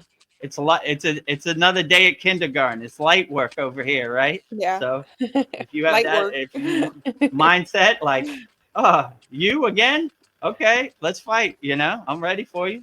Let's dance. And Kasan, he wants to know, is the ego a concrete, real thing? Is the ego a real thing? I don't know. Is it real? Like, No, it depends who you ask. Most yeah. yogis or Buddhists, they would say the ego is Maya delusion. I mean, they say that about everything. So is it a real tangible thing you could touch physically? Probably not. Is it a delusion in your Maya reality? Maybe, you know. I don't know. Define real. That's a hard thing to say. You know, it depends what kind of perception you're coming from. If you're coming from a renunciate sannyasi, nothing is real, right? It's all Maya. Only thing is real is your consciousness, you know? And so they would say everything is Maya. So, you know, nothing is real in from that perspective. So, yeah, I would agree. It's not real. It's just a perception that it's a video game that you have to level up and overcome. So, Gurudev, yeah. I have a surprise for you. What? I Oh, love nice. surprises. Check out your subscriber. Subscriber? Yeah. Yeah. Check it for me, Veronica, because I'm over here. What do you mean? Take out my subscriber. No, No, like check it out. check the YouTube subscribers. Like go on Oh. YouTube at Vedagurudev. Oh, I And left my phone upstairs. Let me check real quick. I'll be right back. I made it 1,000. oh, great, outstanding. Jai Babaji. Jai I did Shiva. it like 7 of them. Oh, great. Oh, thank you for putting us over the top. That's good news. So now we're monetized. So if you want to send us a super chat, you can. All right. Thank you for that, Shiva Angi. I appreciate that. You know, I'm grateful, Gurudev. Always it's a been pleasure. a long road to get over 1,000 subscribers. I know. I've It's been a- a part it's- of your journey from starting. Yeah, I know you've been, as we say in our school, A1 day one from the beginning. So Yeah. it's took a long time to get over 1,000 subscribers. So I appreciate that. I made it 1,001. Oh, great! So we're over by one. Outstanding. So I guess once I get off this live stream, I'll have to figure out how to set up the monetization. You need But to yeah. go to AdSense. I'll help you. That is beautiful. It says 1K subscribers. Yeah, 1K There we are. and Congratulations. 1K2. I made it 100,002. Ready or balloons, right? We could throw it up. Yeah. Live stream. We made it over 1,000 subscribers. So thank you for everybody, include Shiva Angi, for getting us over that mark and over that hump. It's been a long road. It's been a slow trip. Oh my God. I remember us struggling for Google Ads. Yes. Yeah. The Yeah, days. exactly. Thank Remember, you, Shiva Angi. Oh my God. to live stream, we had to get 50 subscribers, and that was tough too. You know, it took like a month for that. Yeah. Yeah. Thank you for that, Shiva Angi. Yeah. True blessing to get us over 1,000 subscribers. Yeah, this has been our love child. It's been taking a lot of work. Oh my God. Thank you. I didn't see. Actually, I was seeing that it's 900 something. Then I just saw it's just 7, and I have some channels of mine. So I thought just make it 1,000 today itself. Yes. Let's do it, right? No time like the present. Oh, Yeah. it's like Christmas Lee, morning here. Yeah. Lee has a question, Veronica. The last question I have from him is witness and witnessed, not duality. Yeah, of course. Not duality. Nothing duality. Non-dualism here. Yeah, so we witness. How could I put this? We witness the world as a detached witness, the same way the source would, or God would witness the world, as oneness, right? Like nothing in duality. No, yeah. You know, like always as a detached witness, you know. I am God and God is me. Babaji is me and I am Babaji. So yeah, always in that oneness perspective, you know. Non-dualists. That's what we are as Kriya yogis, you know. And what they call it, Advaita, right? Like non-dualist perspective, Advaita. only oneness. And then I have a question from Darren Carter. He says the ego, the mind, made self, as Eckhart would say. Ego is. Do you mean ego is the mind made self? Yeah, true. My guru used to say something funny. I always thought it was funny. He said, "Your ego is not your amigo," right? So, once you create space between you and the ego, or, you know, in yoga, they look at their own body as like changing clothes, right? Their physical form. So they're totally detached from even their physical body. My guru used to have an affirmation. We always said, I am not this body. I am not this mind. So we don't attach to this physical meat suit. We don't attach to this junk car. We don't attach to this monkey mind or nothing. We're realizing our inner self in us as us, right? So Yeah. you can the you can paint the picture a bunch of different ways, but it always comes back to the oneness. Let's say it like that, Yeah. you know. So no matter how you define it, just say Babaji is me, I am Babaji. Shiva is me, Shiva is me. You know, there is no separation. You know, like Yeah. is only self-realization, realizing your inner self in you as you. You are God, and God is you. You know, there is no distance. There is no separation. Yeah. The ultimate goal of enlightenment is to have this realization. Right now, we may know the facts that ego creates self, but we Mm, will not be able to practice it, right? But right, when you once you are awakened with this thought, then you will try to not be you, because you are everywhere. You are like right. Lucy the movie, like you are True. everywhere. Yeah. And yeah, Shiva Angi, our last class, our 77th class, we went into the advanced techniques of samadhi, and we gave 5 Oh, samadhi techniques. So yeah, Yeah. if okay. you can watch that, Darren Yeah, Carter watched I'll that too. watch. If you haven't watched it, that Yeah, basically today sums it I. up. You Mm-hmm. know, it's Yeah. class 77 in our Kriya Yoga Masterclass. This is very So powerful. Yeah. yeah, Yeah. that was a long class, right? Yeah, that was a good one, right?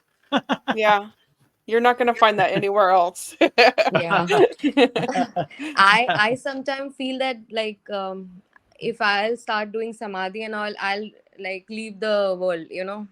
So I'm Yeah, scared, exactly. like, Yeah. because I have this power. I feel that I may be wrong, but I feel that the things get really, I, you know how to explain it. Like if I Right. do something, it really shows on me. So I want to be part of the Leela till my parents are here Mm, on this planet. So, but yeah. I'll be practicing. Let's see. I'll do that. Yeah. That is definitely true. Like Yeah. Don't go too when far. you reach the higher states of samadhi, none of this matters, right? And Yeah. you could get lost in the sauce easily. Like I don't know if I told you this before, Shiva Angi, but when I was in the Himalayan mountains, I went into samadhi for 5 days, and I Yeah. didn't eat. I didn't.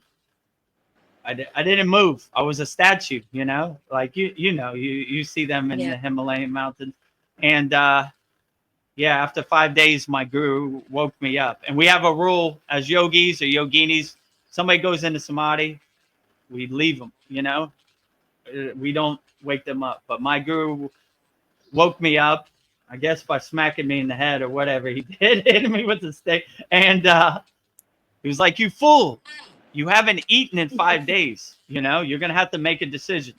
Either you're at a crossroads. You either go back to your physical body, or you become petrified like the Buddha, you know, like these other yogis, you know.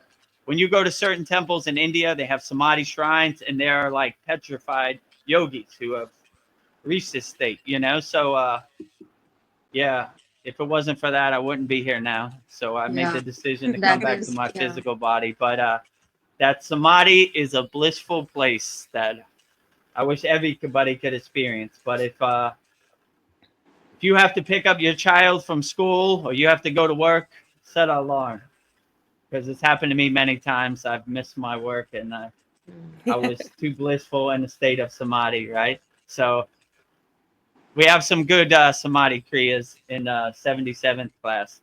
So yeah, so Darren, yeah, I would suggest you go back and watch the Yeah. 77th class if you haven't already. That was a profound one, and yeah, that was a uh, Veronica says every class is the best class, but this might be the one. That's the one. Okay. You lost me for a minute. And 7 is my number, you know. Oh, there you Ooh, go. Perfect, Yeah. right? The pieces of the it was puzzle made for fitting you. together. Yeah. It was made for you, yeah. And there's PDF notes if you want to download it in Yeah, I will. text form also. Well, Kasan Lee has some more questions for you, Vedagurudev. Gonna make you work overtime. Like, is consciousness yours, or more correctly, is consciousness you? That's a deep one.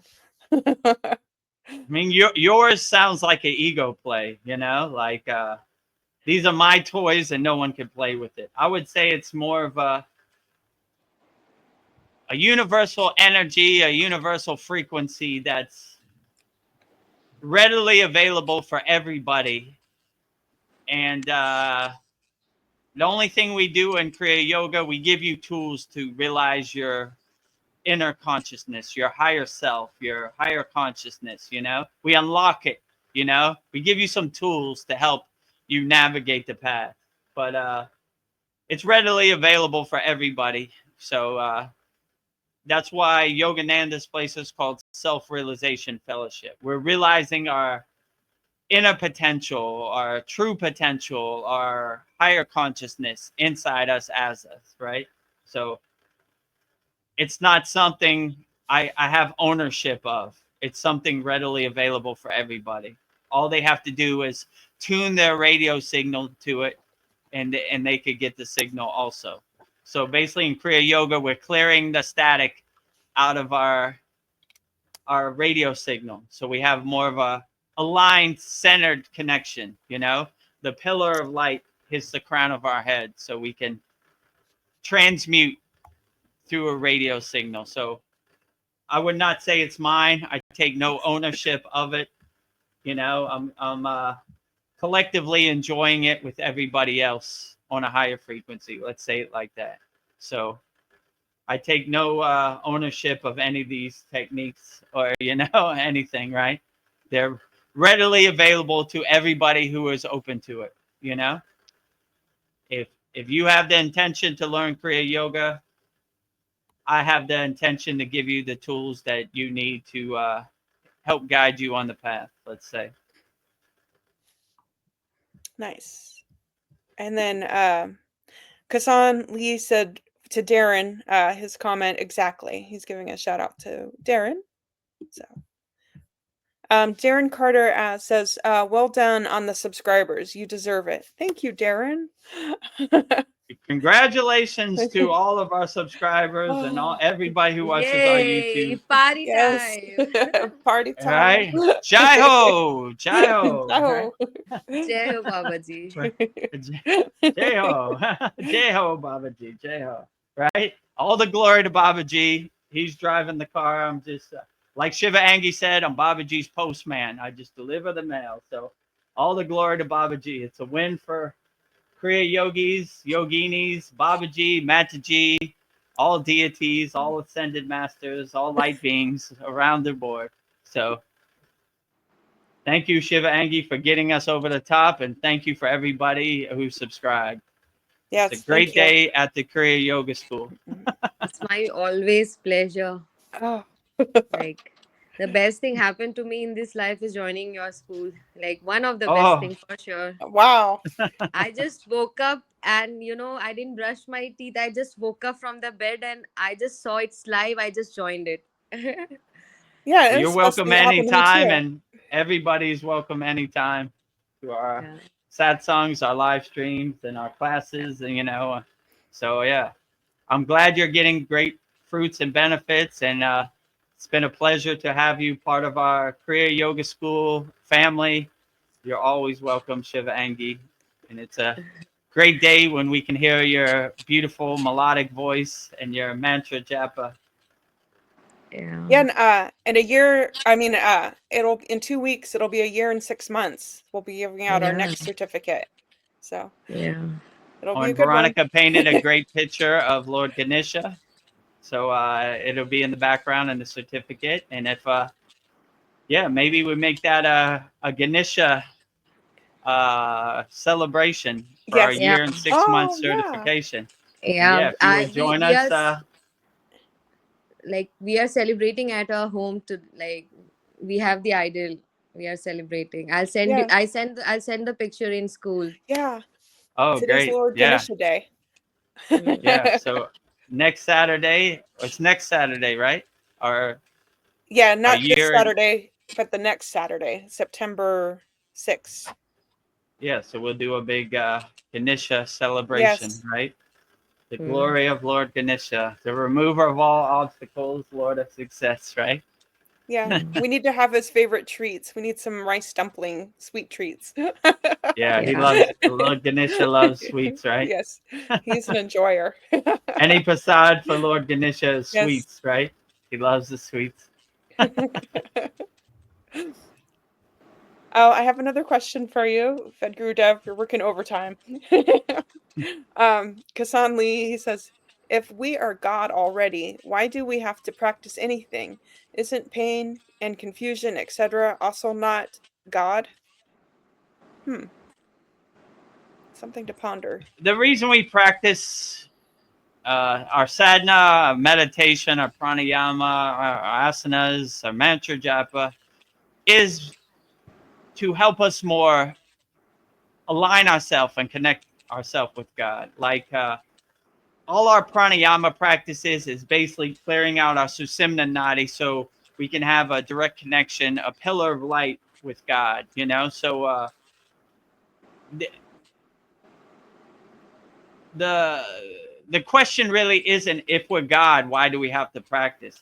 We practice to more cultivate and align ourselves with God and clear out all the blockages of resistance, the obstacles. So we are basically realizing the God inside us as us. But throughout our lifetime, we've collected a lot of conditioning, identifications, and stuff that don't really serve us when we get on the spiritual path. So it's basically a cleansing. You know, in yoga they call it sudhi, which is basically purification, cleansing, right? So we're basically cleansing our vessel, our vehicle, so where we clear out the static on our radio signal, so our connection to God becomes more clearer, right? Yeah. So we're not,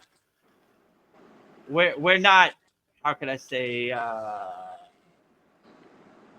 we're just basically aligning ourselves and centering ourselves more with the divine connection to God. So yeah, that's not really the question why we practice. We practice because we are clearing ourselves out. We're taking all the trash out to the curb. We're not, you know, we realize God is inside us as us. We're God realized beings. We're just clearing the realization and unlocking the door to our higher realization. Let's say it like that. But yeah, so that's why we practice. And that's why all yogis or yoginis practice. We're enhancing, we're cultivating our alignment to our inner self, you know? We're Yeah. realizing our higher self, you know? So that's what I Like would say. I want to add one thing. Like when we are in this body, we are limited by the five senses. And Right. these five senses are the tool which gives us pain. But since we Mm. are not this body, we need to practice Kriya to just realize that we are not this body and we are not like go by the five senses, because these five senses Right. will always bring misery. These are the limitations. These are not the power. These are the limitation of being in the body. Right, Gurudev? Right. When we do like, we have a technique in our school, Brahmacharya Ojas Maitreka Pranayama. So we're basically, how could I say, we're stilling our senses. We have celibacy, but over our senses. So we're stilling our senses, so it doesn't give us pain. So we're basically taking the lower juice and making it into ojas, which is spiritual juice. So we're taking these senses and we're converting them into higher enlightenment. So we don't attach to them. We don't suffer. We don't really feel pain because these senses are Maya delusion that we've been attached to our whole life. So Yeah. once you start to dull that and dissolve it, then pain starts to dissipate, and suffering becomes like almost like a joke to you. Like you suffer because you fear, or you're scared of losing something. I might lose my life. I suffer. I might lose my car. I suffer. I might lose money. I suffer. But when you're not scared of losing, or you don't have any attachment to losing and no dog in the fight, then you just witness. You become a detached witness, where Yeah. suffering is a tree that fell in the woods that you didn't hear, you know? I think that's how I said it in the last one, right? So suffer is not a word in my vocabulary. I don't acknowledge it, right? It's Yeah. not there. I have learned this from you.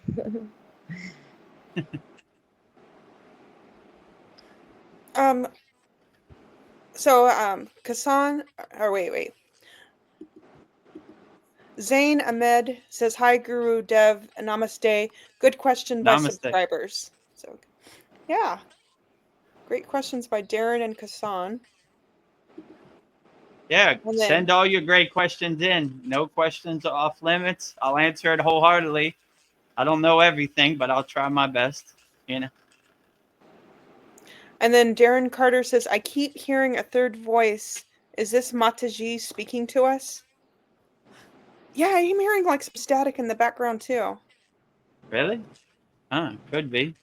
They're trying to tune into our live stream, right? Yeah, Send us a darshan. If I didn't hear it, but if you hear it, tell me what they're it saying. Maybe they, it does that sound like a lady speaking in the background.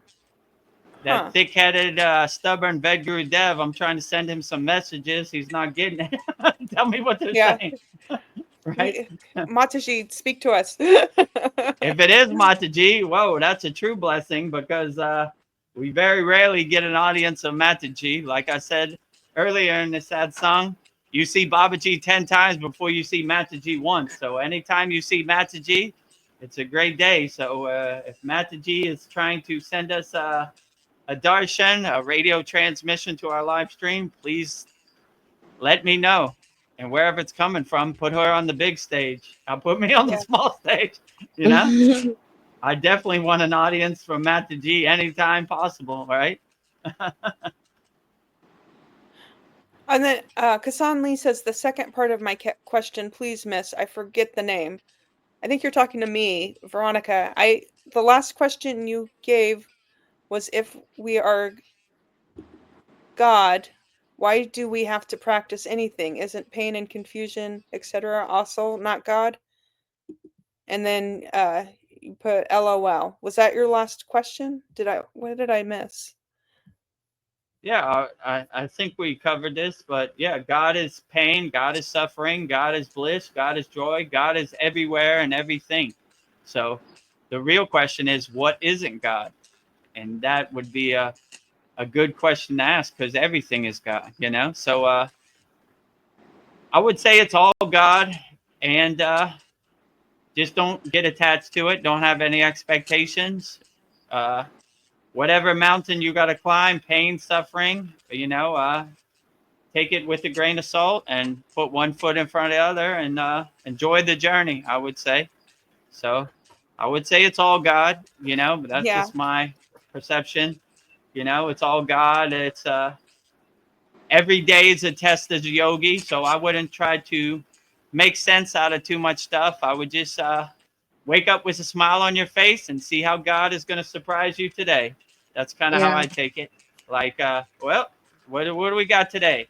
We got some pain. We got some suffering. Let's get to it, Let's get to work, right? Let's get started, How do you want to do this? You want to Bring it dance? on. Yeah, Yeah. bring it on. You want to fight? You want to have a dance battle? Let's go, pain. I'm a good dancer. I welcome it. How you want to do it. So if you have that perspective, it mostly dilutes, and when you really suffer is when you really get attached to it. Like woe is me. Why is this happening to me? Yeah. Why has God Why forsaken me? I'm going to hide me? under my bed. Why me? Why me? Why? And I Yeah. is ego. Right. And then you begin to see the duality, right? The I. Yeah, right, exactly. So, yeah, why me? Woe is me. Why has God forsaken me? Oh, look, a bird. Beautiful I see bird. some. Yeah, I Oh, was also checking oh, out You the see it, wow. bird. right? Yeah, I could Yeah. see. We have an audience of divine birds today. Yeah, there's one. Oh, He's landed. Yeah. Yeah. he's enjoying our satsang. Yeah, he's enjoying, right? Bird, do you want to ascend? Come here. Yeah. Let me give you some blessings so you can leave this bird body. I don't see any more questions from YouTube. How long have Did- we been on here now? 3 hours and 34 minutes. Oh, wait, a Whoa. question just popped up. Let me see. Zane, he says, we can transmute the pain into something great. We can alchemist. I have done it, but you will need loin, heart. Don't listen to ego, fear, and believe in yourself. Oh, nice. Yeah. Yeah, so Nice. the Kriya I was just talking about, Brahmacharya Ojas Maitreka Pranayama, it's basically that. Turning pain into spiritual bliss, you know?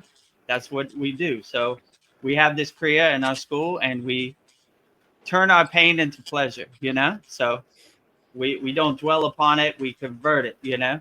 So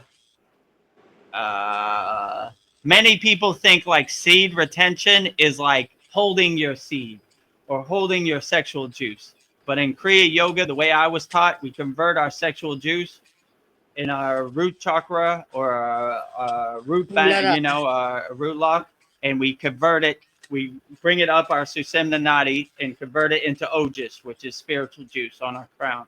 So that's basically what we do. So yeah, I agree with you. You convert pain into pleasure. Always. That's majority of our kriyas in our school. So anytime Yeah.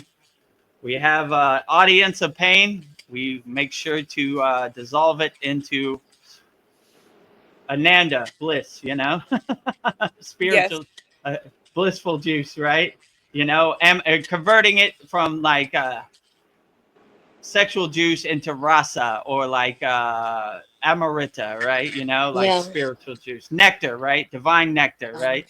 We're converting it, you know. We're making the coal into diamonds, you know. That's basically what we're doing Yeah.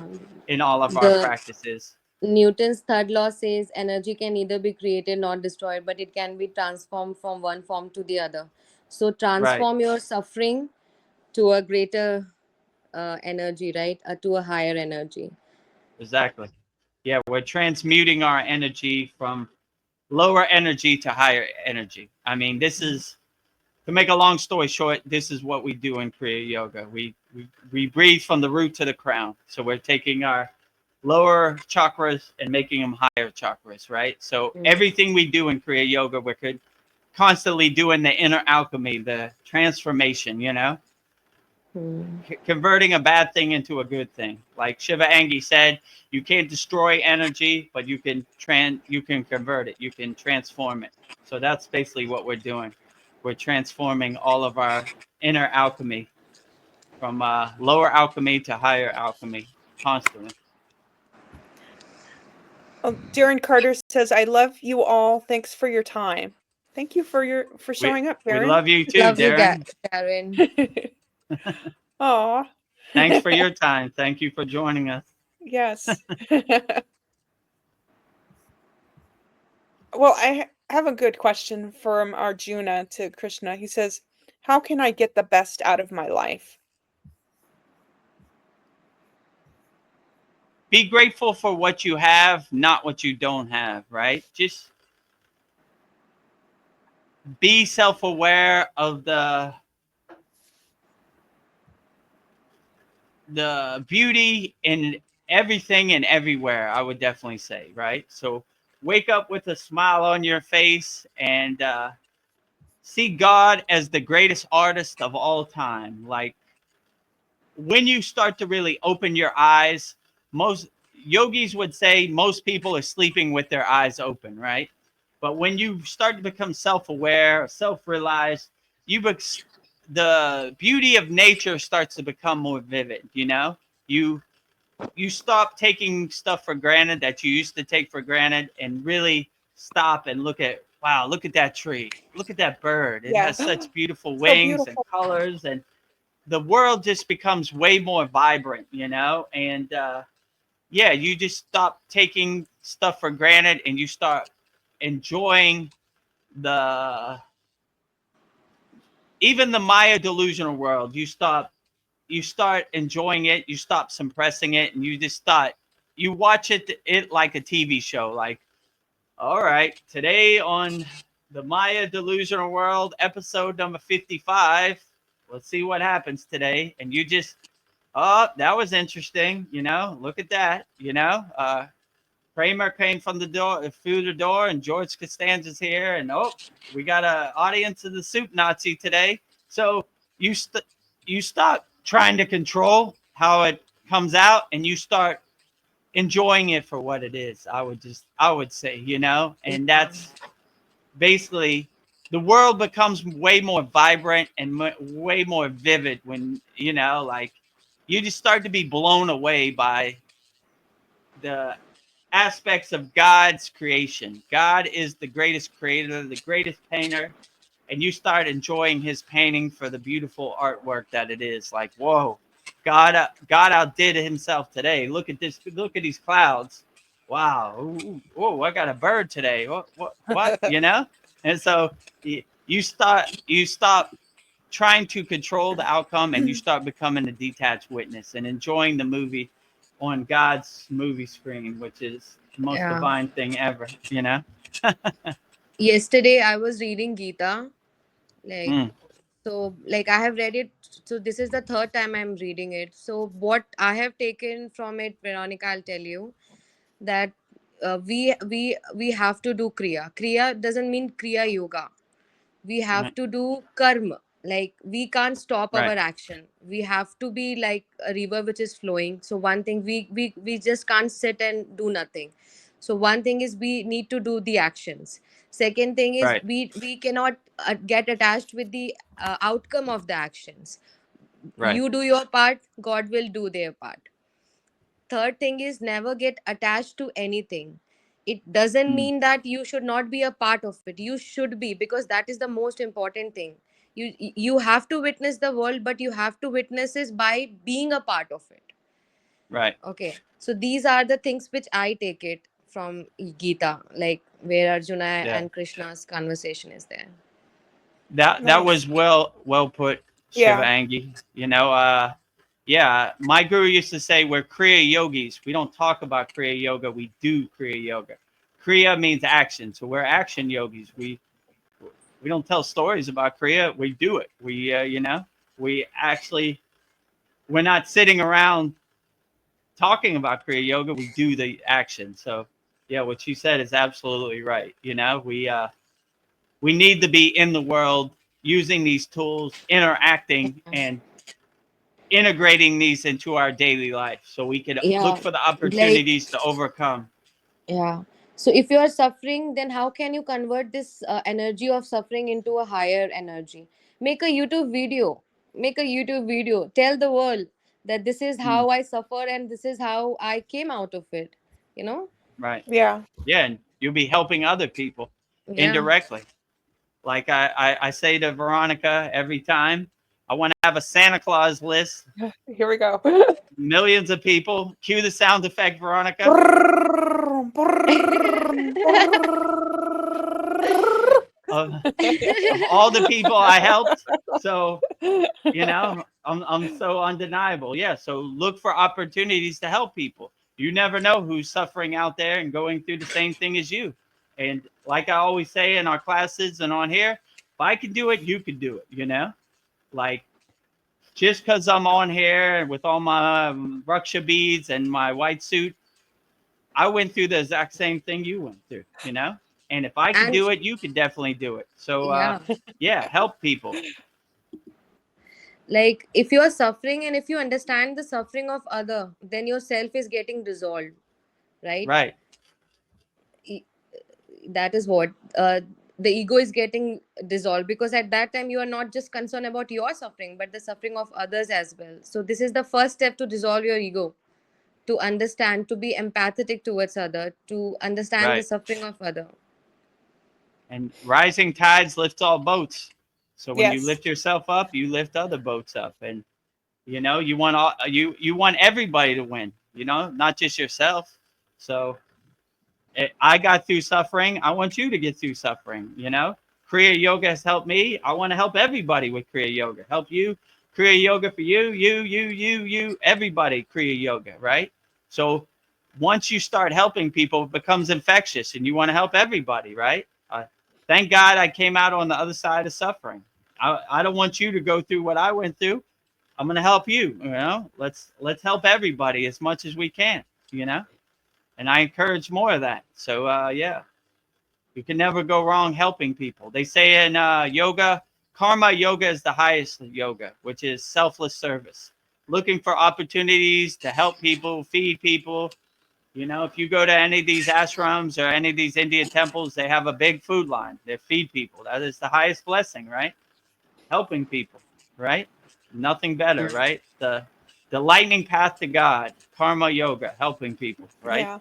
With no expectations, like, oh, I need to get money for this, I need to get rewards, you know. No rewards, you know, no expectations, detached, you know, detached witness. About I have another question from Kasan Lee. He says, "Isn't anything you do to align with the Tao or Tao, not Kriya? For example, music that hits your crown chakra, LOL." Yeah, I guess that could align your music. Yeah, I mean, you know your body better than anybody, so whatever resonates with you and uplifts you, that is the best thing to do, you know. Mm. Some people listen to music, some people like to read Vedic texts, some people like to do mantra japa. It just depends. Whatever works for you, that is the best way. So if you resonate with the Taoist path, then that is a great path. Why not, you know? So yeah, I would say do whatever works best for you. You know what makes you feel the best and what uplifts you and what resonates best with you. So do that. Do more of that, I would say. So there's no one size fits all, like everything in a box. If Yeah. music gets you into a enlightened place, by all means, listen to more music, you know? If mantra japa gets you to a enlightened place, by all means, more mantra japa. It just depends. It's not one size fits all. It's different for Yeah. everybody. So just do what works best for you, I would definitely say. And then Kasan Lee, he has another question. Like, the question is ego even real to be dissolved? Isn't dissolving ego also not an ego trip? Huh. Yeah, true. I mean, dissolving ego is kind of an ego play, you know? So it's, I don't know. Some people in the beginning, they need these visualizations or these techniques to dissolve something. When you get to a higher samadhi consciousness, you're not worried about any ego. It's not even a thought in your mind. But some people, it's a gradual build up to that. It's not like a microwave, like you just become empty overnight, right? You know, it takes a while. So some people need these visualizations to have that self inquiry and that visualization to overcome. And some people, you know, don't need that visualization. It depends where you are on the spiritual path, you know. I could tell you yogis who have reached the state of samadhi, they have no thought of the ego. They don't even know what an ego is, right? So it's totally invisible to them, you know. So but some people need to work their way up to that, you know, me included. It's not like a magic wand where you could just be empty one day. You know what I'm Yeah. saying? You need some tools to get there. Let's say it like that, right? Yeah. I have a good question for you, Vedagurudev. Mm. Zane He asks, Guru Dev, can I do enlightenment journey alone? I haven't found the master or guru to keep check on my spiritual ego. I am in Pakistan. Well, Kazakhstan or wherever you're at in the world, I would say join our Kriya Yoga Masterclass. I will personally guide you, be your guru, and coach you on the spiritual path. You know, if you want that, go to kriyayogamasterclass.com and join our group. And yeah, I'll personally coach you and help you. If you feel guruless or you have nobody to help you on the path, that's what our school is here for. So yeah, Veronica, Shiva Angi, Paul, all of them are members of our Kriya Yoga School. So we have a very loving family, and rising tides lift all boats. So I would definitely help you, no matter where you live in the world. As long as you got internet, we're here to help. So, or if you haven't, subscribe to our YouTube channel or join our free school, and we'll give you some tools to get you started. And if you want more, you want to upgrade, then join the Kriya Yoga Masterclass. So if you're in search of a master, I'm here to be your guru or master or help guide you, whatever you want, you know. So if you commit to me, I'll commit to you, and let's plant that tree today. So no need worrying about it, dwelling upon it. We start today. Today is the first day on the job. Oh, Zane says, okay.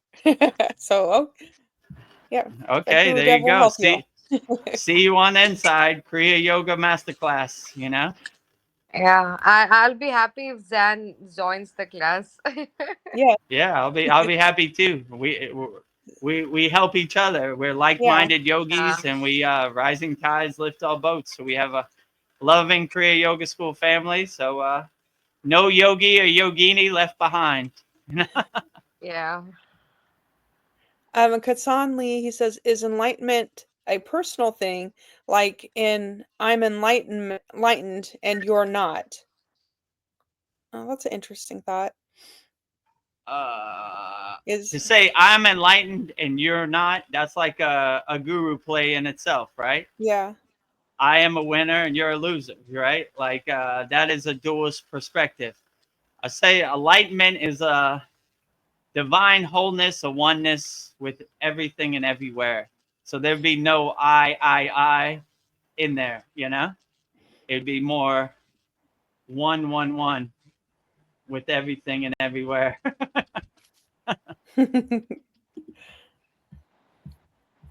well, we're almost at the 4 hour mark, Vedagurudev. I don't see any Okay. more questions. How are you doing? Like, Yeah, I guess we could wrap it up. So if anybody has any last minute questions, put in the YouTube chat. How long have we been on here so far? 3 hours and 51 minutes.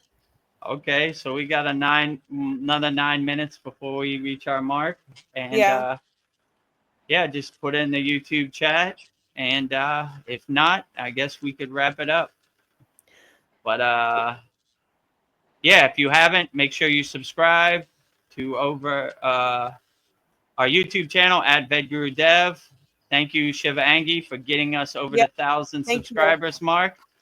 You know, so we're in Pleasure. hog heaven. You know, Hog heaven. the path has been cleared, right? Woo! You know, Woohoo. monetized now, right? So join our Kriya Yoga family. Subscribe to our YouTube channel at Vedagurudev.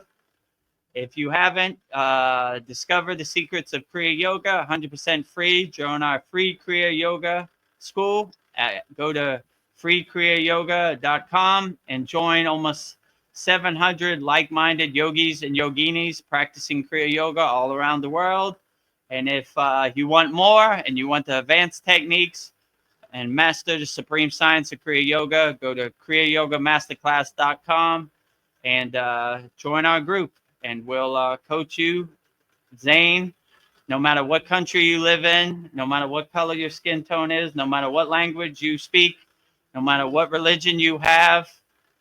You know, Kriya Yoga is for everybody. We test it, we observe it, we experience it, so we know it. So if you want to try it out and join all of our like-minded Kriya Yoga school members, Veronica, Shivangi, Paul, Darren, Mariana, everybody in our Kriya Yoga School.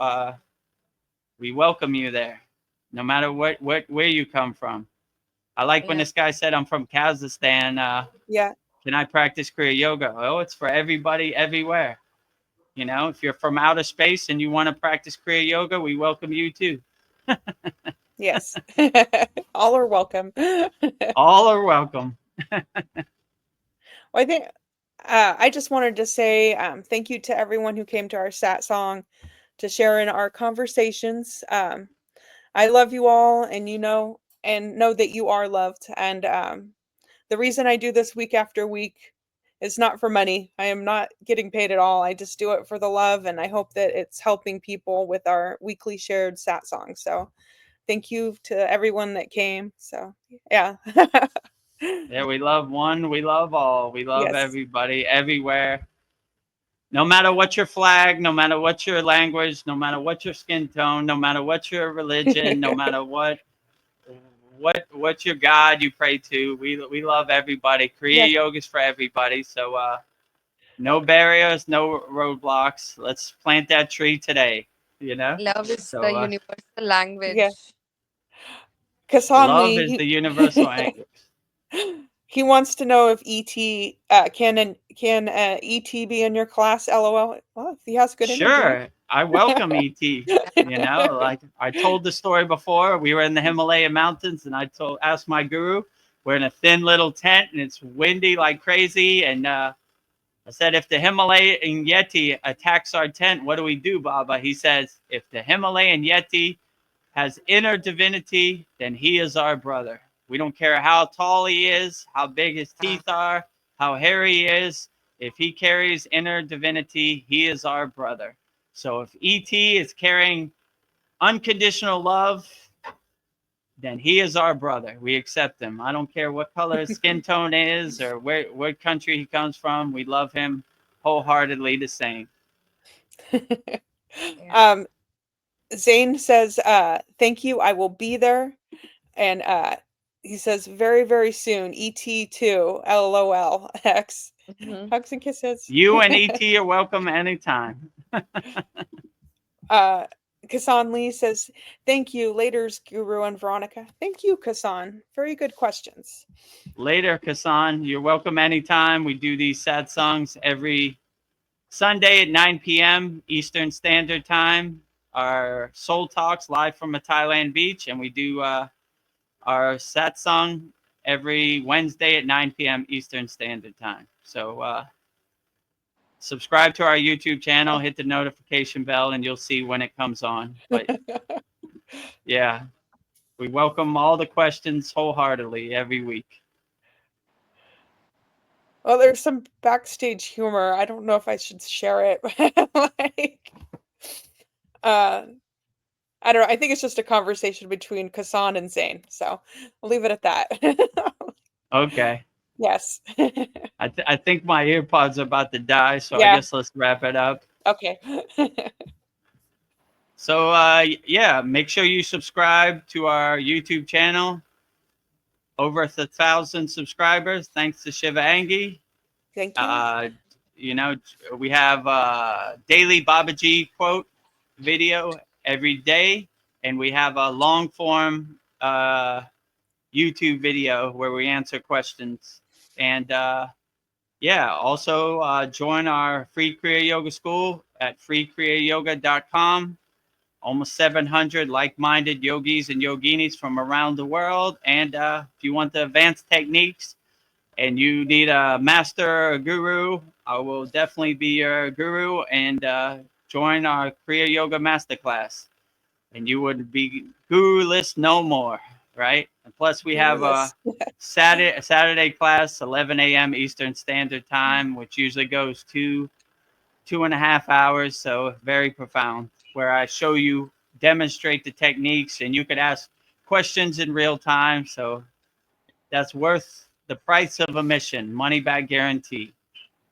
So yeah, with that said, I guess we will go out with Babaji's Mula Mantra.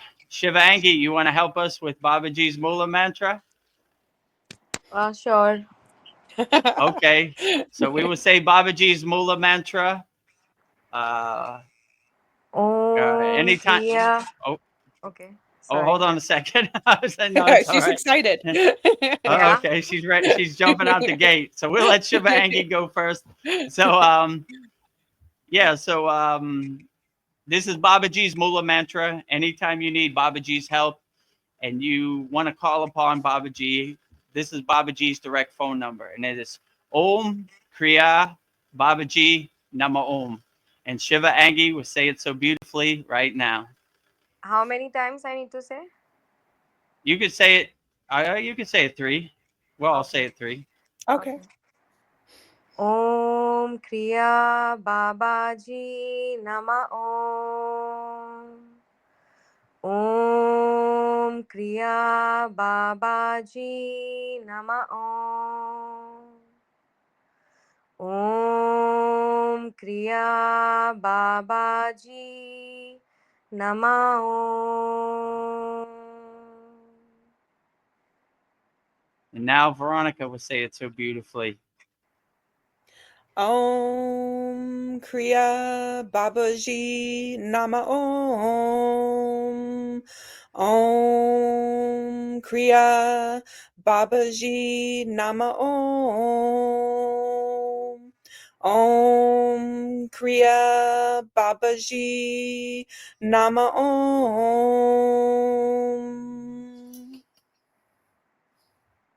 Om Kriya Babaji Namo.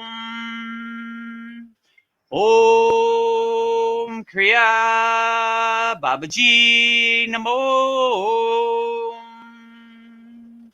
Om Kriya Babaji Namo.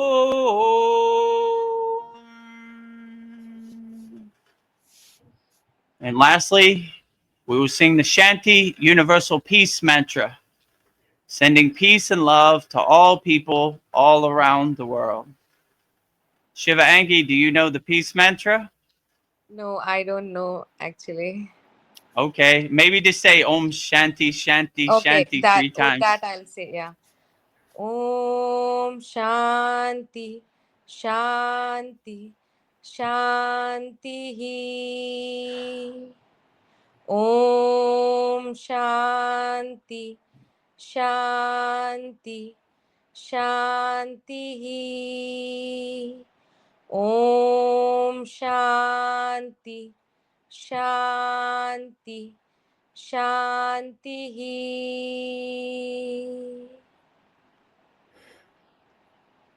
And now Veronica will say the Shanti mantra so beautifully.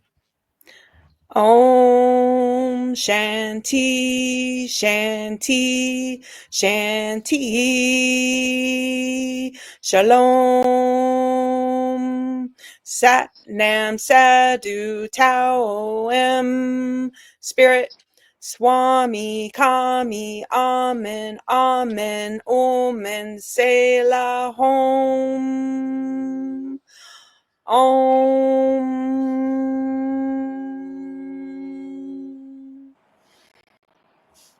Om Shanti Shanti Shanti Shalom Sat Nam Sadhu Tao Em Spirit Swami Kami Amen Amen Omen Selah Home.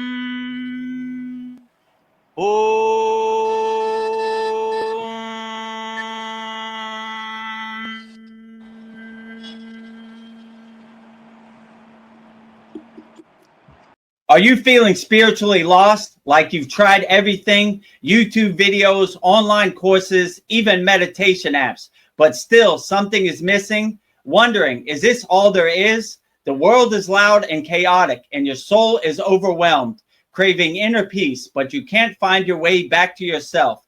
This is exactly why I created the Kriya Yoga Masterclass and my proven soul coaching system to help people just like you isn't a video you watch and forget. It's a daily spiritual lifeline that brings you back to your soul. So if you're done feeling lost and you're ready to start transforming, then come join us. This is more than a course. This is your lifeline. Go to kriyayogamasterclass.com. Kriya Babaji Namo.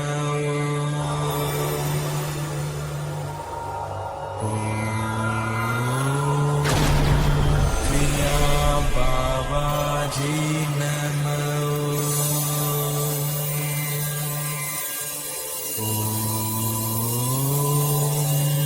Kriya Babaji Namo.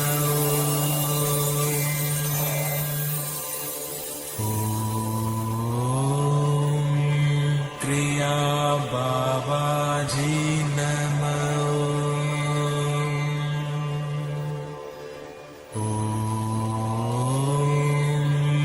Kriya Babaji Namo.